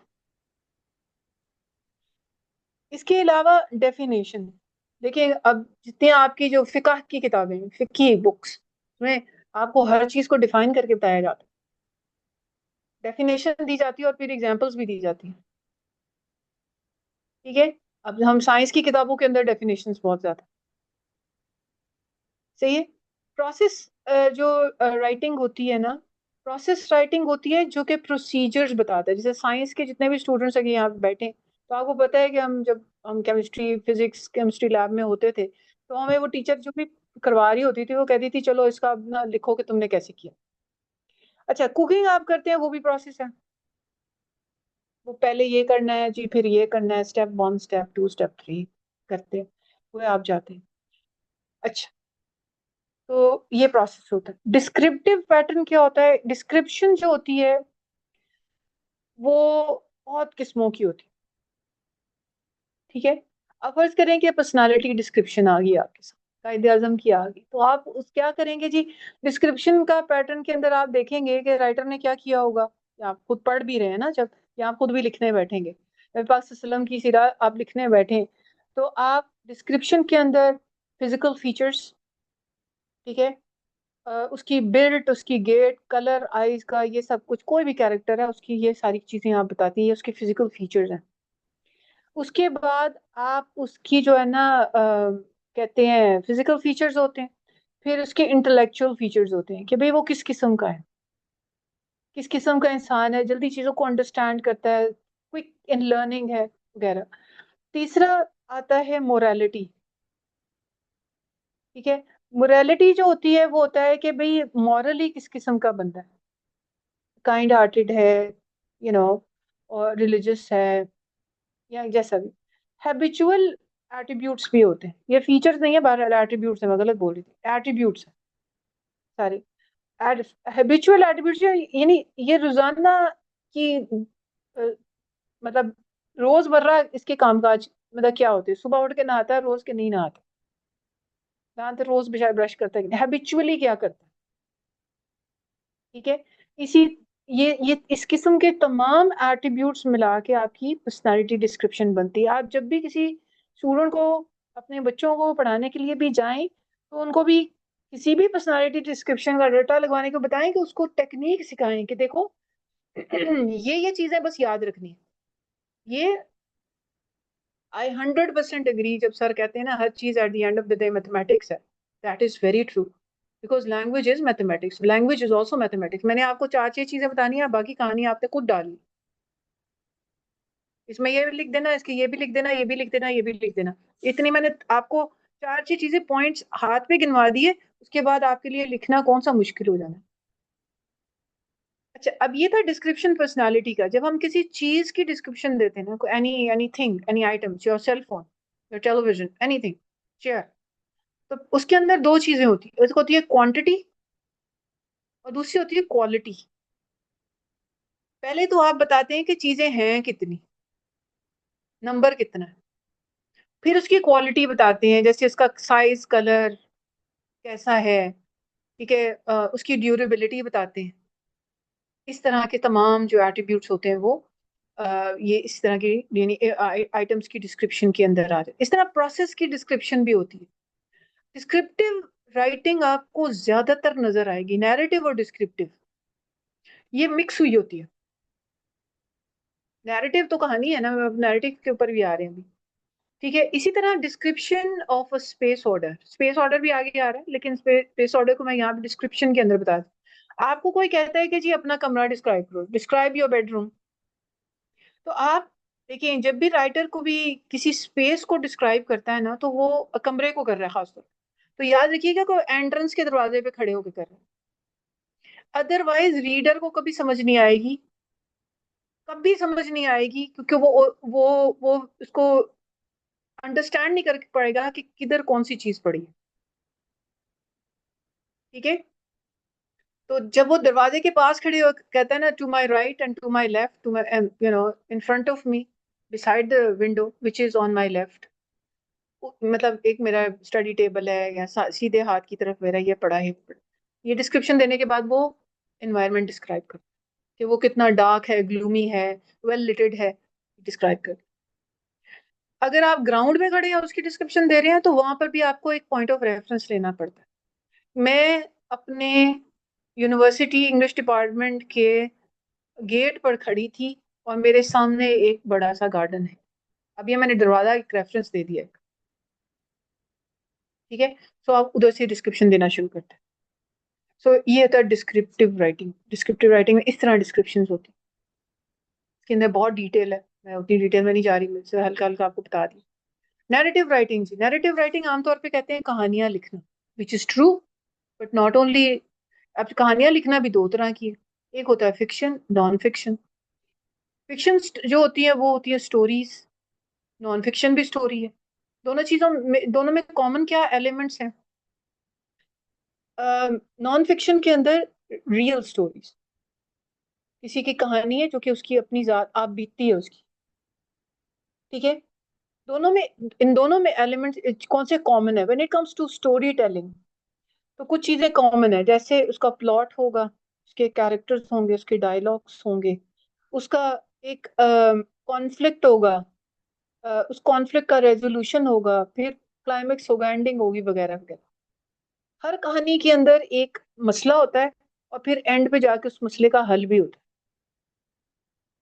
आपको कोई मतलब ऐसा कुछ नहीं होगा कि किसी भी चीज का राइटर ने कोई मसला तो आपको दिखा दिया, लेकिन उसका हल ना बताया हो। कोई ड्रामा भी आप देख लें, एंड के ऊपर कोई ना कोई ड्रामा उस वक्त तक खत्म नहीं होगा जब तक सारे मसले खत्म नहीं हो जाएंगे, उनका कोई रेजोल्यूशन नहीं हो जाए, ठीक है। तो नैरेटिव राइटिंग हो, चाहे वो फिक्शन है या नॉन फिक्शन है, रियल स्टोरीज हैं, तब भी उसके अंदर यही एलिमेंट्स होते हैं। अब जो कहानियां होती है ना, इनमें फोकस होता है कैरेक्टर्स के ऊपर, डायलॉग्स के ऊपर। नॉन फिक्शन की दो किस्में हैं, एक तो रियल स्टोरीज है, और एक है इवेंट डिस्क्रिप्शन।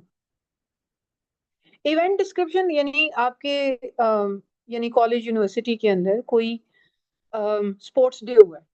अब आप स्पोर्ट्स डे को कवर कर रहे हैं, आप ना उसके बारे में लिख रहे हैं, तो आप क्या कौन सी राइटिंग कर रहे हैं? नैरेटिव राइटिंग कर रहे हैं। लेकिन स्टोरी टेलिंग में और इवेंट की नरेशन करने में फर्क ये है कि story telling the focus is on the characters and the dialogues, whereas in event narration, your focus is on the event and not the characters. होती वो भी narrative writing ही है, सही? सो इसलिए फिर क्लासिफिकेशन आ जाती है, जिस तरह आप ये साइंस के अंदर होती है ना, चीजें क्लासिफाई करते हैं, अलग अलग अलग उनको कैटेगरीज में डाला जाता है।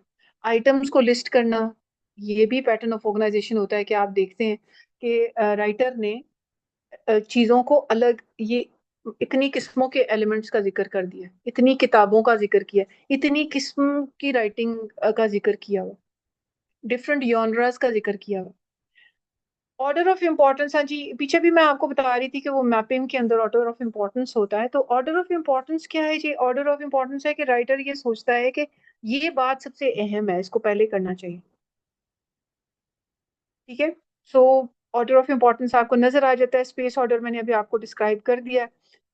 समरी होता है कि आप ओवरऑल समराइज करके बताते हैं कि ये पूरी जो है ना, आप जो कुछ भी इवेंट हुआ है या जो कुछ भी चीजें हो रही हैं उनकी समरी बता रहे हैं बस आप। जैसे आप कहानी पढ़ के तो उसको समराइज कर रहे हैं, ये भी आपको पैटर्न क्लियरली नजर आता है। फिर जनरलाइजेशन, जनरलाइज कर देना। जनरलाइजेशन जो वर्ड होता है ना कि हम रिसर्च में यूज करते हैं, ये जनरलाइजेशन जो होता है ये आमतौर पे इस्तेमाल किया जाता है रिसर्च में, कि आपको रिसर्च करते हुए अपनी पॉपुलेशन बहुत ज्यादा रखनी होती है, यानी कि जो आपका सैंपल साइज है वो बड़ा रखना होता है, और अगर बड़ा नहीं है तो आप उसको जनरलाइज नहीं कर सकते। सही है, तो ये मैंने बहुत सुपरफिशली आपको ये चीजें बता दी हैं। अब बताइए, सवाल पूछिए जी। अगर आप चाहेंगे तो इसको हम डिटेल में दोबारा से भी इसके ऊपर डिस्कशन कर लें। Any question? जी मेरा सवाल था कि इन टूल्स को या इन चीज़ों को, I don't have the right definition of tools, इनको हम कैसे इनकॉर्पोरेट कर सकते हैं कंटेंट राइटिंग में? For example if someone records videos for YouTube, तो वो इनमें से किन टूल्स को या रादर किन चीज़ों को प्रायोरिटाइज करेगा वो? देखिए, जो भी हम जैसे आपका बड़ा एक जनरल सा क्वेश्चन था, मैं इसलिए जनरल सा ही आंसर दूंगी। टूल्स को यूज करना पर्पस के ऊपर डिपेंड करता है, टॉपिक के ऊपर डिपेंड करता है, आपने कौन सा ओके। टॉपिक चूज किया हुआ है। और आप देखिए, अब जैसे मैं बताऊं आपको, हम पर्सुएसिव राइटिंग के बारे में भी बात कर रहे थे ना, जहाँ पे कन्विंस करना होता है किसी को। अब ये होती है आर्गुमेंटेटिव राइटिंग, लेकिन एक होता है डिस्कर्सिव राइटिंग। या अच्छा, पर्सुएसिव राइटिंग के अंदर या argumentative writing, you have one argument and you are supporting a reason for that. ठीक है, when you comes to discursive writing you have two arguments, और आप दोनों को इकट्ठे लेके चल रहे हैं। ये बंदा ये कहता है, ये बंदा ये कहता है, दोनों को लेके चल रहे हैं। ये हमारे इस्लामिक कॉन्टेक्स्ट के अंदर बड़ा रेलिवेंट है ये। आप दो तीन लोगों के, चार आठ दस उलमा की बयान को लेके चल रहे होते हैं। ठीक है, वो डिस्कर्सिव राइटिंग, उसको कैसे हैंडल करना होता है, उसको कैसे स्टडी करना, उसको कैसे लिखना होता है, उसका कितना तरीका है। ठीक है, so it all depends on the topic that you have chosen and which pattern you are going to choose. Sometimes you are going to use a mix pattern, यानी कि उसमें कंपेयर कॉन्ट्रास्ट भी कर रहे हैं और कॉज इफेक्ट भी बता रही हैं, या फिर कॉज और इफेक्ट भी बता रही हैं, साथ साथ में उसका सोल्यूशन भी दे रहे हैं। तो दो चीजों को इकट्ठा कर दिया आपने। ठीक है, दो तीन चीजों को इकट्ठा कर दिया, फिर जो डिस्क्राइब करे तो ऑब्वियसली वो डिस्क्रिप्शन, डिस्क्रिप्टिव पैटर्न भी होगा उसके अंदर। डिस्क्रिप्टिव तो अक्सर में होता है, और नरेशन भी होती है, कहानी बता रहे हैं आप। ठीक What है, if सो ये someone आप wants, yeah, what if someone wants to build the narrative of others? Narrative writing होगी, उसके अंदर डिपेंड करता है कि आप नरेशन किस किस्म की करना चाह रहे हैं। आप किसी इवेंट को नरेट कर रहे हैं या किसी के कहे हुए बयान को ही नरेट कर रहे हैं। Yeah. And then you have to choose, pick and choose. आप नरेशन कर रहे हैं मतलब मजीद क्लियर कीजिए। नरेशन अगर आप करना चाह रहे हैं किसी चीज की, किस चीज की करना चाह रहे हैं? फॉर एग्जाम्पल हमने लेट्स से कि लोगों को नरेट करना है about something, the significance of Islam let's say, जो कि पहले उनके गलत कॉन्सेप्ट्स हैं। दोबारा बहुत ज़्यादा जनरल गया मैं। ये बताती हूँ आपको। Why do you want to do narrative writing? तो और डिस्क्रिप्टिव राइटिंग हर एक में ही आ जाती होती है, लेकिन बेसिकली आप देखें ना कि आप डोंट यू थिंक कि अगर आप पुराने और नए को कंपेयर करें, सो ये कंपेयर एंड कॉन्ट्रास्ट वाला पैटर्न आप ढूंढ लेंगे इसमें। Okay, are you getting my point? या जस्ट अ लिटिल, क्योंकि आपने एक्चुअल में भी है थोड़ी सी कह लें आप लोग, आपसे गलती हुई शायद।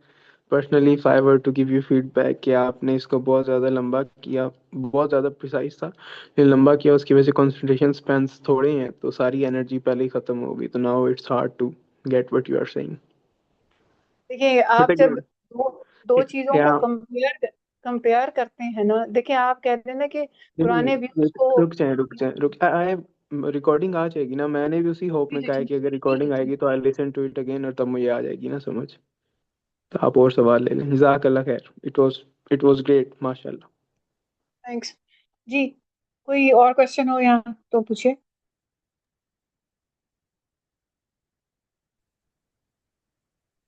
जी रुमाना। जी, आपकी जो ये प्रेजेंटेशन थी, आई थिंक ये सिटी बैच 3 के लिए थी, एम आई राइट? नहीं, ओपन थी, अच्छा, किसी के लिए भी थी। हाँ, एनीवन लेकिन कैन। आपने, लेकिन जी, तो जैसे मैं सिटी बैच 4 से मैंने ज्वाइन करा है, तो आपकी बहुत सारी बातें तो मुझे समझ आ गई हैं, लेकिन कुछ नहीं भी आई हैं। तो हमारा जो बैच है उसमें सर ने आर्टिकल राइटिंग के लिए 13 होमवर्क दिया हुआ है, तो उसमें सब लोगों को बहुत मसला आ रहा है ना होमवर्क करने में कि कैसे लिखें, क्या लिखें। तो उसके लिए अगर आप मुझे कोई सॉल्यूशन बता सकती हैं तो सब जैसे कल। रुमाना, जी। ये लिख रखा ही इसीलिए गया है हम्म। क्योंकि लोगों को, क्या आप तो चौथे से अभी आए ना तो हमारा बैच जो कि I am from batch 2, okay. हमारे बैच में भी लोगों को इश्यूज आ रहे हैं because people don't know how to write, they do not have the tools. और वो अगर टूल्स ना हो तो फिर आप नहीं समझ पाते ना, मतलब आप नहीं कर पाते। आपके पास इल्म भी है तब भी when you sit down to write तो आपको समझ नहीं आ रही थी क्या लिखूं। तो फिर हम उनको कैसे लिखने पर ला सकते हैं, क्योंकि उसमें डिफरेंट एज ग्रुप के भी लोग हैं और दैट्स ओके, बिजी आई भी लोग हैं। मीन नो प्रॉब्लम, इसकी रिकॉर्डिंग मिल जाएगी आप भेज देंगे। अगर आप दोबारा स्केड्यूल कराना चाहते हैं क्लास, हम कर लेंगे, नो प्रॉब्लम। अच्छा, तो अगर आप, एक मिनट बस, अगर आप इसको दोबारा करेंगे क्लास को, तो फिर आप ये भी जहन में रखिएगा कि जैसे इसमें और भी बैचेस के स्टूडेंट्स ज्वाइन कर सकते हैं, तो उनको थोड़ा सा इजी तरीके से अगर आप समझा सकें बेसिक अच्छा, बेसिक चीजें, ताकि वो लिखने पर आ जाए। जी, बस ये कहना था रुमाना, आप मुझे। मुझे बताइएगा कि अभी आपको क्या डिफिकल्टी आ रही है। मैं एज ए ग्रुप बताऊंगी, तो मैंने तो लिखे 2 आर्टिकल, वो सही थे या गलत थे वो मैं नहीं कह रही, लेकिन हाँ मैंने कोशिश करी। लेकिन जो और बाकी स्टूडेंट्स हैं, जैसे 40 स्टूडेंट्स हमारी क्लास में, उसमें से सिर्फ 6 आर्टिकल्स लिखे गए। बाकी लोगों का कहना ये था कि हमें बहुत डिफिकल्टी आ रही है, हम कैसे लिखें, हमें नहीं पता, और हम या तो कि लेजीनेस रीजन है या उनको समझ नहीं आ रहा, टाइम की कमी है, पर वो एक हेजिटेंट भी है। तो ये उनको मतलब लिखना ही नहीं चाह रहे हैं, जो भी वजह है। तो मैं बस वो जानना चाह रही थी कि किस तरह आप से हम किसी को लिखने पर ला आई सकते आई हैं। आई थॉट दैट आप ना प्रेजेंटेशन के ऊपर डिफिकल्ट होने का बोल रही हैं, मैं इसलिए इसलिए सवाल पूछा था। अच्छा जी, मैं विश आप पूछिए, आपने जो पूछना है। सॉरी, वो एक्चुअली मैं ये कहना चाह रही थी, जिससे आप यहाँ पे काफी डिफरेंट स्टाइल ऑफ राइटिंग बता रहे हैं। अब एक जिस बंदे का इससे रिलेटेड अगर बैकग्राउंड नहीं है या उसने ये सारी चीजें नहीं पढ़ी, तो उसको ये काफी ज्यादा मतलब मुश्किल लग सकता है, मुझे लग रहा है, क्योंकि एक ही दम इतने सारे स्टाइल ऑफ राइटिंग का सिर्फ सुन लेना और उसको दिमाग में एब्जॉर्ब करना is a bit difficult. What if कि आप इसका एक एक टाइप ही सिर्फ हमें करवाएं, जैसे परसुएसिव इज वेरी इंपॉर्टेंट, कि मतलब हाँ उसके थ्रू हमें कन्विंस करना है, तो उस स्टाइल को डीप डाउन आप जाके पढ़ाएं कि ये लिखा जाता है, इसके ये एलिमेंट होते हैं, जैसे इसमें मोटिव लैंग्वेज यूज होती है, whatever the elements are. और फिर आप कहेंगे ठीक है, अब जो हम सब आर्टिकल लिखेंगे कोशिश करते हैं हम उसे परसुएसिव स्टाइल पे लिखें। तो जब हम एक दो आर्टिकल लिखेंगे तो ये डिस्क्रिप्शन या नरेशन या फिर एक नरेटिव राइटिंग मार्क्स आप एक्सप्लेन कर दें, तो मुझे ये लगता है कि फिर वो बहुत ज्यादा आसान हो जाएगा कि जब एक राइटिंग स्टाइल पे ग्रिप आ जाती है तो फिर बाकी राइटिंग स्टाइल भी करना आई गेस कि वो इजी हो जाता है। That's a good question, Mavish, I must say. But the thing is कि किसी चीज को लिखने से पहले उसकी एबीसी का पता होना जरूरी है। ये जो हम पढ़ रहे हैं ना, ये बेसिकली राइटिंग स्किल की एबीसी है। ठीक है। मैंने जैसे अभी पैटर्न ऑफ ऑर्गेनाइजेशन शुरू करने से पहले कहा था कि एक एक इसका जितने भी आपने ये पढ़े हैं, ये सबकी मजीद अलग बहुत डिटेल है, लेकिन यहाँ मैं बिल्कुल हल्का हल्का बताते हुए आगे जाऊंगी। ठीक है, अगर चाहें तो इसके ऊपर हम अलग प्रेजेंटेशन दें, but this is the basic, यानी author's purpose, author style, pattern of organisation, ये तमाम चीजें जो हैं ये बेसिक्स है।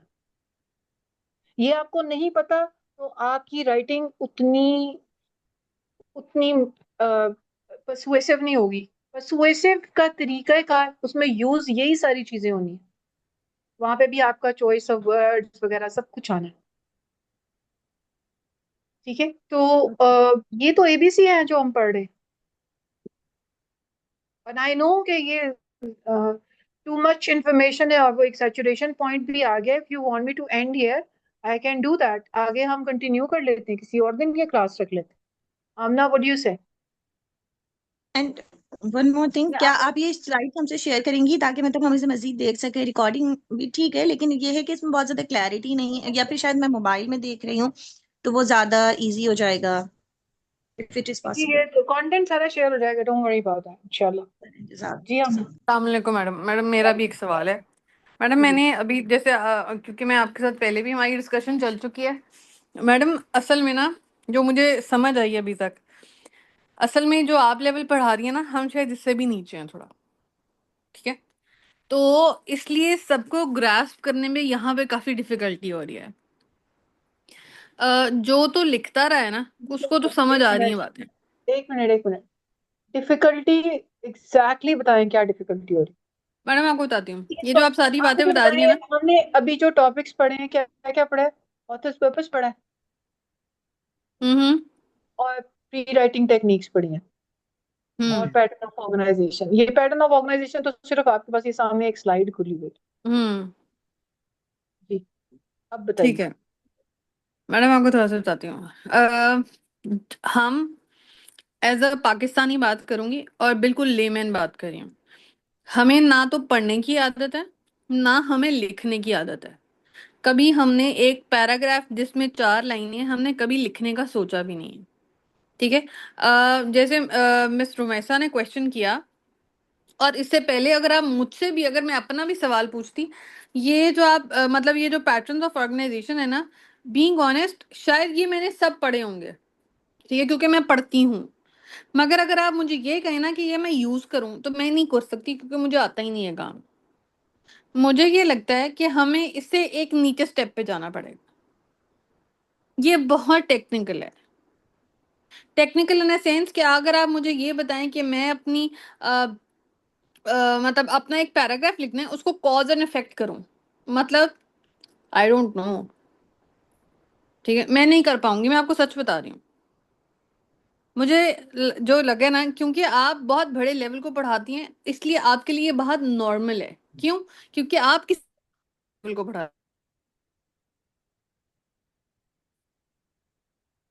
नहीं खड़ी, और जो मैंने एक दो सवाल सुने हुई है। जी, बाकी भी फीडबैक देते जाएं जी प्लीज। अगर आप आमना, पहले मुझे ये बता दें कि यहाँ पे स्टॉप कर दें। मैडम, इससे थोड़ा नीचे लेवल पे जाएं। इतने में ही ओवरलोड हो गया। नहीं, प्लीज प्लीज नीचे स्टाइल का जो add आप लोग something बात to this. करते हैं ना, एक minute, let me just say one thing. देखिए नीलम, आप जो बात कर रही है ना, इससे नीचे स्टाइल का, मैं जैसे आपको कह रही हूँ कि ये नीचे ही, ये बिल्कुल मैंने बिल्कुल ग्रास रूट से शुरू किया है। और अगर ग्रास ये इरम ना हमें बता रही कि सोचना इसके अंदर कैसे है, ना अपने माइंड में आई क्या गेस जो content इशू है डालो। ना, आई गेस जो इशू है ना वो ये है कि बाइट साइज में हो जाए, कि एक टॉपिक ही रहे, हाँ उसकी हम एप्लीकेशन देख लें, उसकी हम तरीका देख लें कि बनाते किस तरह है, फिर हम आगे जाएं तो ज्यादा इफेक्टिव होगा निस्बतन कि हम सब चीजें पूरा कोर्स पढ़ लें और हमने एक आर्टिकल भी ना लिखा हो। आई गेस ज्यादा जी, मैं मेरा ख्याल है साथ और साथ ये बोलती आई हूँ, मैं साथ साथ ये बोलती आई हूँ कि जो है ना इसके ऊपर मजीद डिटेल हो सकती है, लेकिन हम्म अभी ये आपको ओवरव्यू देखिए, मैंने उस दिन आपको पैराग्राफ राइटिंग का सिर्फ एक ओवरव्यू करवाया था। ये पैराग्राफ राइटिंग का जो मैंने करवाया था ना, उससे पहले ये जानना जरूरी है। लेकिन आई अंडरस्टैंड, असल बात ये है कि एक सैचुरेशन पॉइंट आ गया है। मतलब हमने जितना भी कुछ पढ़ा है, हालांकि हमने अभी 3 टॉपिक्स पढ़े हैं और अभी हमारा ऑथर स्टाइल रहता है, उसके बाद पैराग्राफ राइटिंग आनी। तो जो है ना, ये जो है ना अब आ गया सैचुरेशन पॉइंट, उसकी वजह से जो है ना अब लोगों को एब्जॉर्प्शन नहीं हो रही। ठीक है, मतलब तो दूसरा यहाँ इरम पे ये है कि कंक्लूड ये करके फिर पर्पस ऑफ हम दिस दूसरी प्रेजेंटेशन, मीटिंग रख लेते हैं। 1 at a ठीक है, टाइम प्लीज, अभी हम समझ ना नहीं आई मैं मुझे। ये कहना चाह रही हूँ कि इस प्रेजेंटेशन का एक फायदा ये हुआ है कि नाउ यू नो कितनी टाइप की राइटिंग होती है, भले ही आपको उसकी निटी-ग्रिटीज आपने एक साथ अब्जॉर्ब नहीं कर ली हो, डेफिनेटली। बट एक ओवरव्यू देने का मकसद था कि नाउ यू नो कि जब आप लिखने बैठेंगे तो आपको किस टाइप पे लिखना है, at least you know the definition के कितने टाइप्स होते हैं, क्या होते हैं। So that this is mostly about कि think कैसे करना है, how do you have to make the structure in your head। उसके बाद फिर हम आएंगे ना कि राइटिंग पे क्या होना है। अगर आपको फिर से एक बार ठंडे दिमाग से go through recording, you Iram, understand कि इट्स वेरी बेनिफिशियल। 1 मिनट आमना। इरम, आपके सवाल का जवाब ये है कि इसको यहाँ पे कंक्लूड कर लेते हैं और फिर एक सेकंड इसकी एपिसोड कर लेते हैं जिसमें आप स्टाइल्स और राइटिंग वगैरह कंप्लीट कर दें। ठीक है, जी जी सिस्टमेटिक हो जाएगा। Iram, can I please say something? जी, please do please do. See मुझे मैंने इससे पहले कभी इस टॉपिक के बारे में नहीं पढ़ा, ये मेरा ऑनेस्ट रिव्यू है with due respect to everyone's view here. मैंने इस टॉपिक के बारे में कभी नहीं पढ़ा, मैंने किताब कभी नहीं लिखी, मतलब कोई चीज़ मैंने लिखी नहीं है as such, but I was able to grasp everything that you said except for one thing कि रिटेन करना मुश्किल था, क्योंकि ऑब्वियसली काफ़ी सारा है तो आपको you can not retain it unless you go and see it again. आप दोबारा जाएंगे, ये सारी स्लाइड्स खोल के देखेंगे and you will be much better to understand things on a deeper level. तो बाइट साइज को समझने के लिए भी, जैसे किसी ने बोला अभी कि बाइट साइज हो, उसके लिए भी ज़रूरी है कि एक जनरल व्यू तो आपको पता हो ना कि what all will be covered. तो उस हिसाब से मुझे ये बहुत अच्छा लगा। और प्लीज़ अगर जिनको मेरे लिए if you can continue till the paragraph writing, क्योंकि मैंने पिछला आपका सेशन नहीं अटेंड किया था पैराग्राफ राइटिंग का, तो मेरे लिए बहुत बहुत शुक्रिया आपका होगा, बिकॉज हमें बार बार टाइम नहीं मिल पाता। मैं IF की हूँ, इस्लामिक फाउंडेशन कोर्स की हूँ, आपके साथ की नहीं हूँ, तो मेरे लिए बहुत मेहरबानी होगी प्लीज़। श्योर जी, thank you. Most welcome, thank you. मेरा भी वैसे we are मेरा भी planning to यही है। schedule another session next weekend also। तो आप लोग का तब जब टाइम हो तो एक बार आप इंटरनल ग्रुप हमें पोल करके बताते हैं which time is most appropriate for everybody, we can schedule again the remaining portion। देखिए, मैं आपको एक बात बताऊं कि मैं ये आपको पीछे से ना, मतलब मैं पैराग्राफ राइटिंग के पीछे से आपको क्यों पढ़ा रही हूँ, क्योंकि देखिए पैराग्राफ के जो भी आपने लिखना है ना, उसकी सिलेक्शन में अगर आपको सिलेक्शन ही नहीं करनी आ रही, क्योंकि आपको इन चीज़ों का पता ही नहीं है, तो फिर तो आपको बेसिक्स का नहीं पता। पैराग्राफ तो बहुत बात की बात है। अगर मुझे किसी ने जैसे अभी कहा कि आप ना बस हमें परसुएसिव पैराग्राफ पढ़ा दें, ये परसुएसिव पैराग्राफ नहीं है ना सिर्फ, और बहुत सारी टाइप्स हैं। आपको हो सकता है कोई ऐसा टॉपिक पसंद आ जाए लिखने का जो कोई परसुएसिव ना हो, वो एक्सपोजिटरी राइटिंग के ऊपर चलता हो। तब आपको अगर पता ही नहीं होगा, तो फिर आप देखिए अभी आपके सामने लगा है, बहुत सारी इंफॉर्मेशन आ गई, लेकिन आपको कम से कम आज ये थोड़ा सा अंदाजा हुआ है कि देखें, it is not that easy what we are thinking, there is lot more to that. ठीक है, अभी अभी आपको ये नहीं पता, जब हमें कुछ नहीं पता होता है ना, वो कहते हैं ना कि कुछ ना पता हो तो वो बड़ी अच्छी बात होती है, वो एक अलग चीज है। लेकिन जब पता भी चल जाए ना, तो इंसान ये सोचता है कि मुझे तो इनका पता ही नहीं था। अच्छा, अच्छा, एक इसका ये एक्सरसाइज भी जो हम कर फायदा है ना सकते कि हैं एज अ होमवर्क, आप इसको वो ये कि जितने कंटिन्यू भी करें, स्टाइल्स हमने पढ़े हैं, आप इसको कंटिन्यू कर लें और फिर जिन्होंने रिकॉर्डिंग सुननी है वो दोबारा सुन लेंगे, और जिन्होंने छोड़ के जाना है वो छोड़ के जा सकते हैं। ठीक है, ऐसे कर लें, बस बिस्मिल्लाह करें आप। जी जी अच्छा, एक मेरा सजेशन ये रहेगा कि जितना भी हमने पढ़ा है ना, all the headings that you see in types of writing and all, वो आप अपने हिसाब से एक एक के ऊपर ना आर्टिकल्स पढ़ लें. Go to Google and ask Google for persuasive type of article or a narrative kind of article. जब हर टाइप की एक दो आर्टिकल्स आप पढ़ लेंगे ना, तो ये कॉन्सेप्ट पूरा आपके जहन में दिख जाएगा कि जो भी इन्होंने पढ़ाया है, you try to find that in that article, वो आपको मिल जाएगा and that's how you will remember all of them. अब ना जो मैं पर्सुएसिव वगैरह जब मैं आपको पैराग्राफ राइटिंग पढ़ाऊंगी ना, तो मैं एक overview different types of writing का दूंगी, यानी descriptive writing, argumentative writing, expository writing, discursive writing, ये सारा मैं उस पैराग्राफ राइटिंग के अंदर कवर करूंगी. Okay, that will be great. But जो मतलब इंटरनलाइज भी तो करना होता है ना फॉर द व्यूअर्स, वो खुद से जब करेंगे तभी उनके लिए बेहतर होगा. आपको सिखा देंगी, but for them to observe it better they do the exercise also in their own until the next class. Right, ठीक है. फिर शैल वी कंटिन्यू? देखिए आधे जो लोग वैसे भी जा चुके हैं, बाकी देख लें. आप कर दें कंटिन्यू, बाकी लोग रिकॉर्डिंग में देख ठीक लेंगे. है, those who are there. ठीक है जी. चलें जी, अब हम अगले टॉपिक की तरफ जाते हैं. अच्छा, टाइम का एक मिनट बिफोर यू स्टार्ट, आमन आप लोग को पता है ना टाइम कब तक का मैंने दिया हुआ था स्लाइड का, सो हाँ, अगर राइट जरूरत राइट, पड़ी. सॉरी. ये 4:30 सॉरी 5 बजे ये बंद हो जाएगी, चार तो वी ओनली हैव 20 minutes. सही. चले हम हाँ कम से कम ऑथर स्टाइल 5 पढ़ा लेते हैं, पैराग्राफ राइटिंग फिर आगे चला जाएगा. ठीक है. 5-10 ऑथर्स तक भी कर सकते हैं आप, ठीक है. सही है. ठीक, ठीक है, ठीक है जी. ऑथर्स का स्टाइल क्या होता है जी? ऑथर स्टाइल जो होता है basically is the way he और she uses words to make ideas come live on the page. ठीक है. ऑथर का स्टाइल होता है कि वो इस तरीके से लिखे कि जो भी वो कह रहा है ना, वो सामने ऐसे आ जाए जैसे कि ये, मतलब देखिए आप जो नॉवेल्स वगैरह पढ़ते हैं, कहानियां वगैरह, उसमें ऐसे लगता है आपको, आप उनके कहानी पढ़ते पढ़ते आप रोते भी हैं, आप हंसते भी हैं, और आप परेशान भी होते हैं. वो इसलिए क्योंकि राइटर का स्टाइल ऐसा होता है, लिख चॉइस ऑफ वर्ड्स इस किस्म के होते हैं, उसका एक्सप्रेस, वो जो खुद फील कर रहा है आपको फील करवा देता है. ठीक है. सो आइडियाज को लाइव, आपको इसी ऑर्थो स्टाइल के हवाले से एक बड़ी खतरनाक बात बताती हूँ कि I was attending a workshop on pornography long time back, और हमें हमारे ट्रेनर ने कहा था जो पॉर्न एडिक्ट्स होते हैं, पोर्नोग्राफी फहाशी वाले लोग, वो वीडियोस वगैरह देखते हैं, वो इतनी खतरनाक नहीं होती जितना आप, हम वैसे तो बड़ा सॉरी समझते हैं कि मासूम सी चीज है, खतरनाक नहीं है किताबें पढ़ना, लेकिन जो फहश किताबें पढ़ी जाती हैं वो ज्यादा खतरनाक है. Because the writer uses sensory language, आगे हम पढ़ेंगे इसके अंदर, वो आपको महसूस करवा देता है जो वो खुद महसूस कर रहा है. And when you feel that you don't forget that. इसलिए written pornography is more dangerous than visual pornography. ठीक है. चलिए जी, हमारा पहला है ऑथर स्टाइल के अंदर कि आपने जिन चीज़ों का देखना होता है वो है ऑडियंस कौन है जी आपका.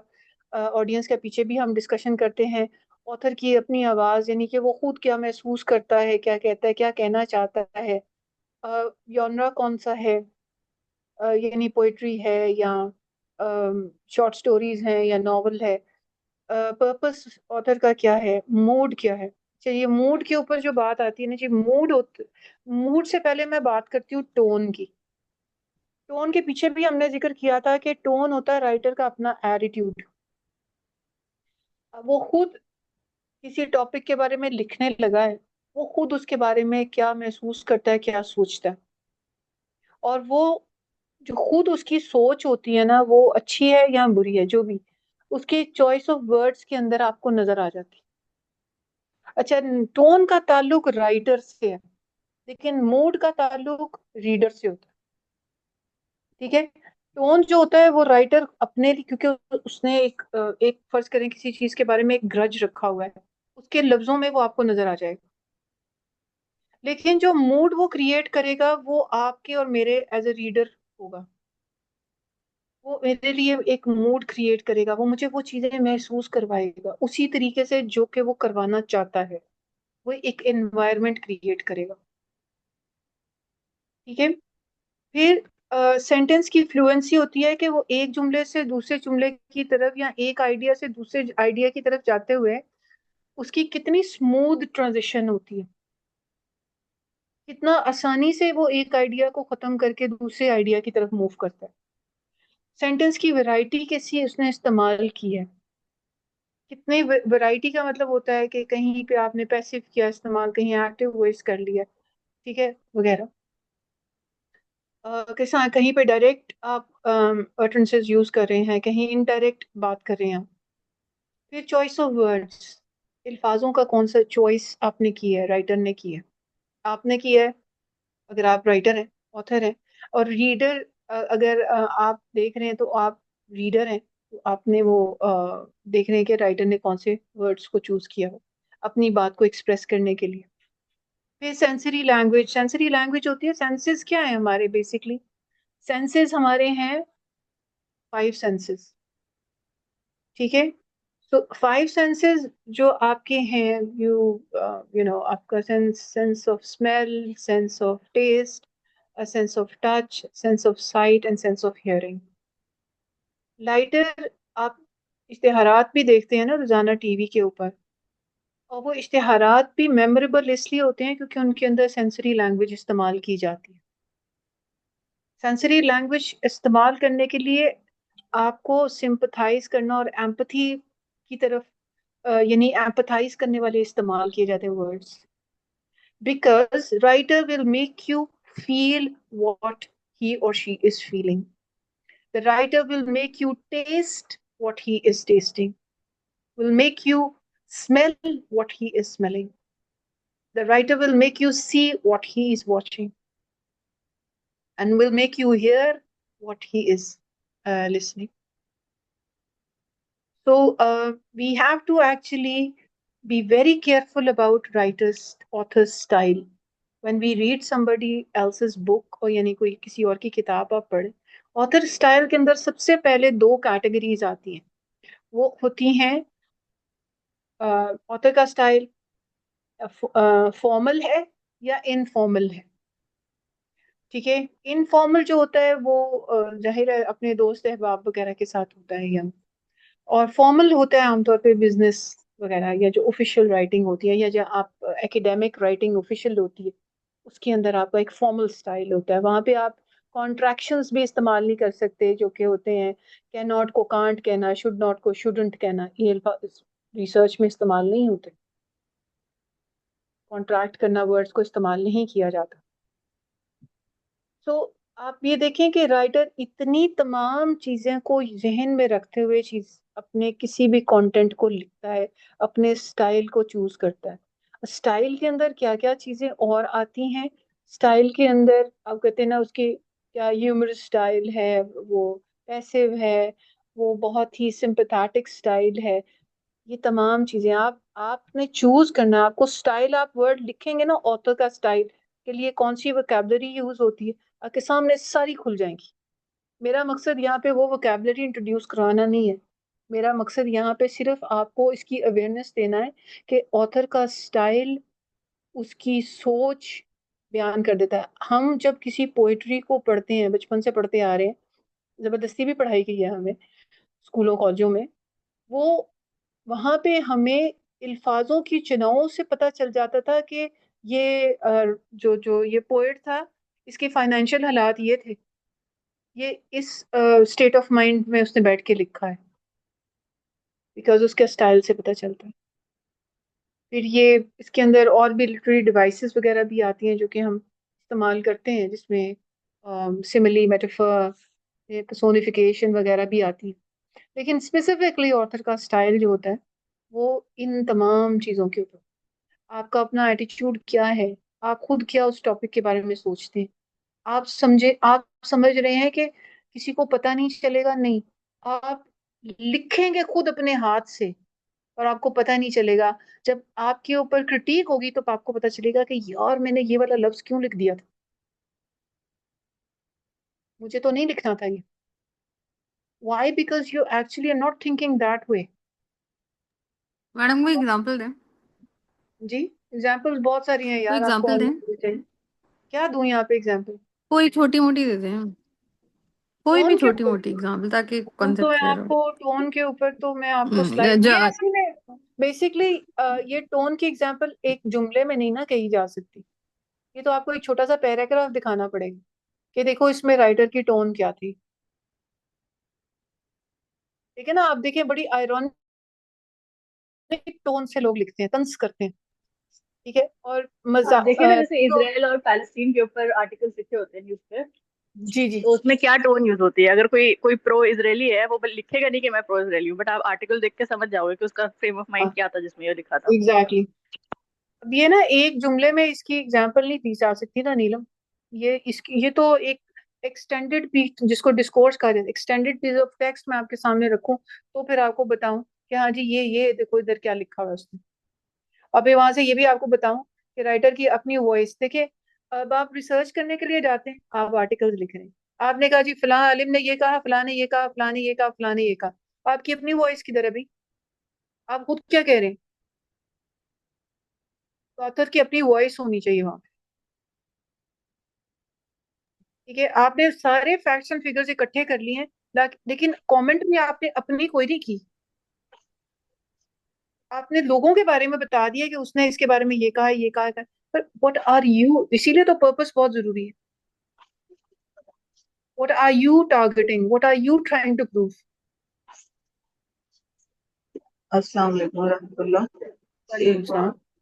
मैं बात थोड़ी सी करना चाहती हूँ। मैं आईएफ से हूँ, यानी इस्लामिक फाउंडेशन से, और मैं ज़्यादा एजुकेटेड भी नहीं हूँ। वहाँ पे कोई इतना उन्होंने सेट नहीं रखा हुआ कि आपके ये एजुकेशन होनी चाहिए। ज़्यादा उर्दू रीडर हूँ मैं, और मतलब मैं रीडर ही हूँ अभी तक, यानी मैंने अभी तक कुछ नहीं लिखा। लेकिन मैं ये सोचती हूँ कि हम मैं एज अ रीडर भी मैं अपने आप को किसी कैटेगरी में नहीं डालती कि मैं इस तरह रीड कर सकती हूँ, या ऑथर के पॉइंट ऑफ व्यू को इस तरह से पिक कर सकती हूँ, या मतलब मुझे रीडिंग भी करनी नहीं आती। तो आप जो ये बता रही हैं ना, ये मेरे लिए बहुत हाई है।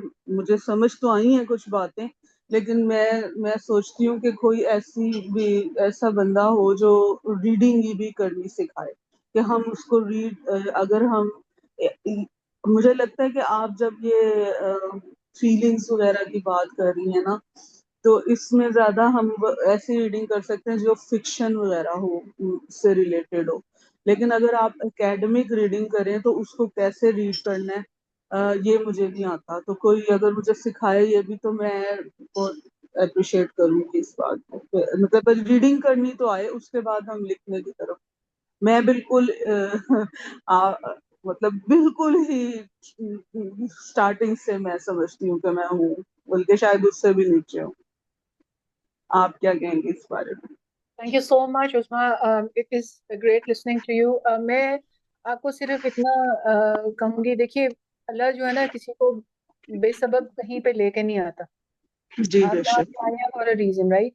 तो जी जी। आपने ये बात भी कम्युनिकेट की है, और ये अब हमारे पे है कि हम इसके ऊपर कोई क्लास अरेंज करा दें।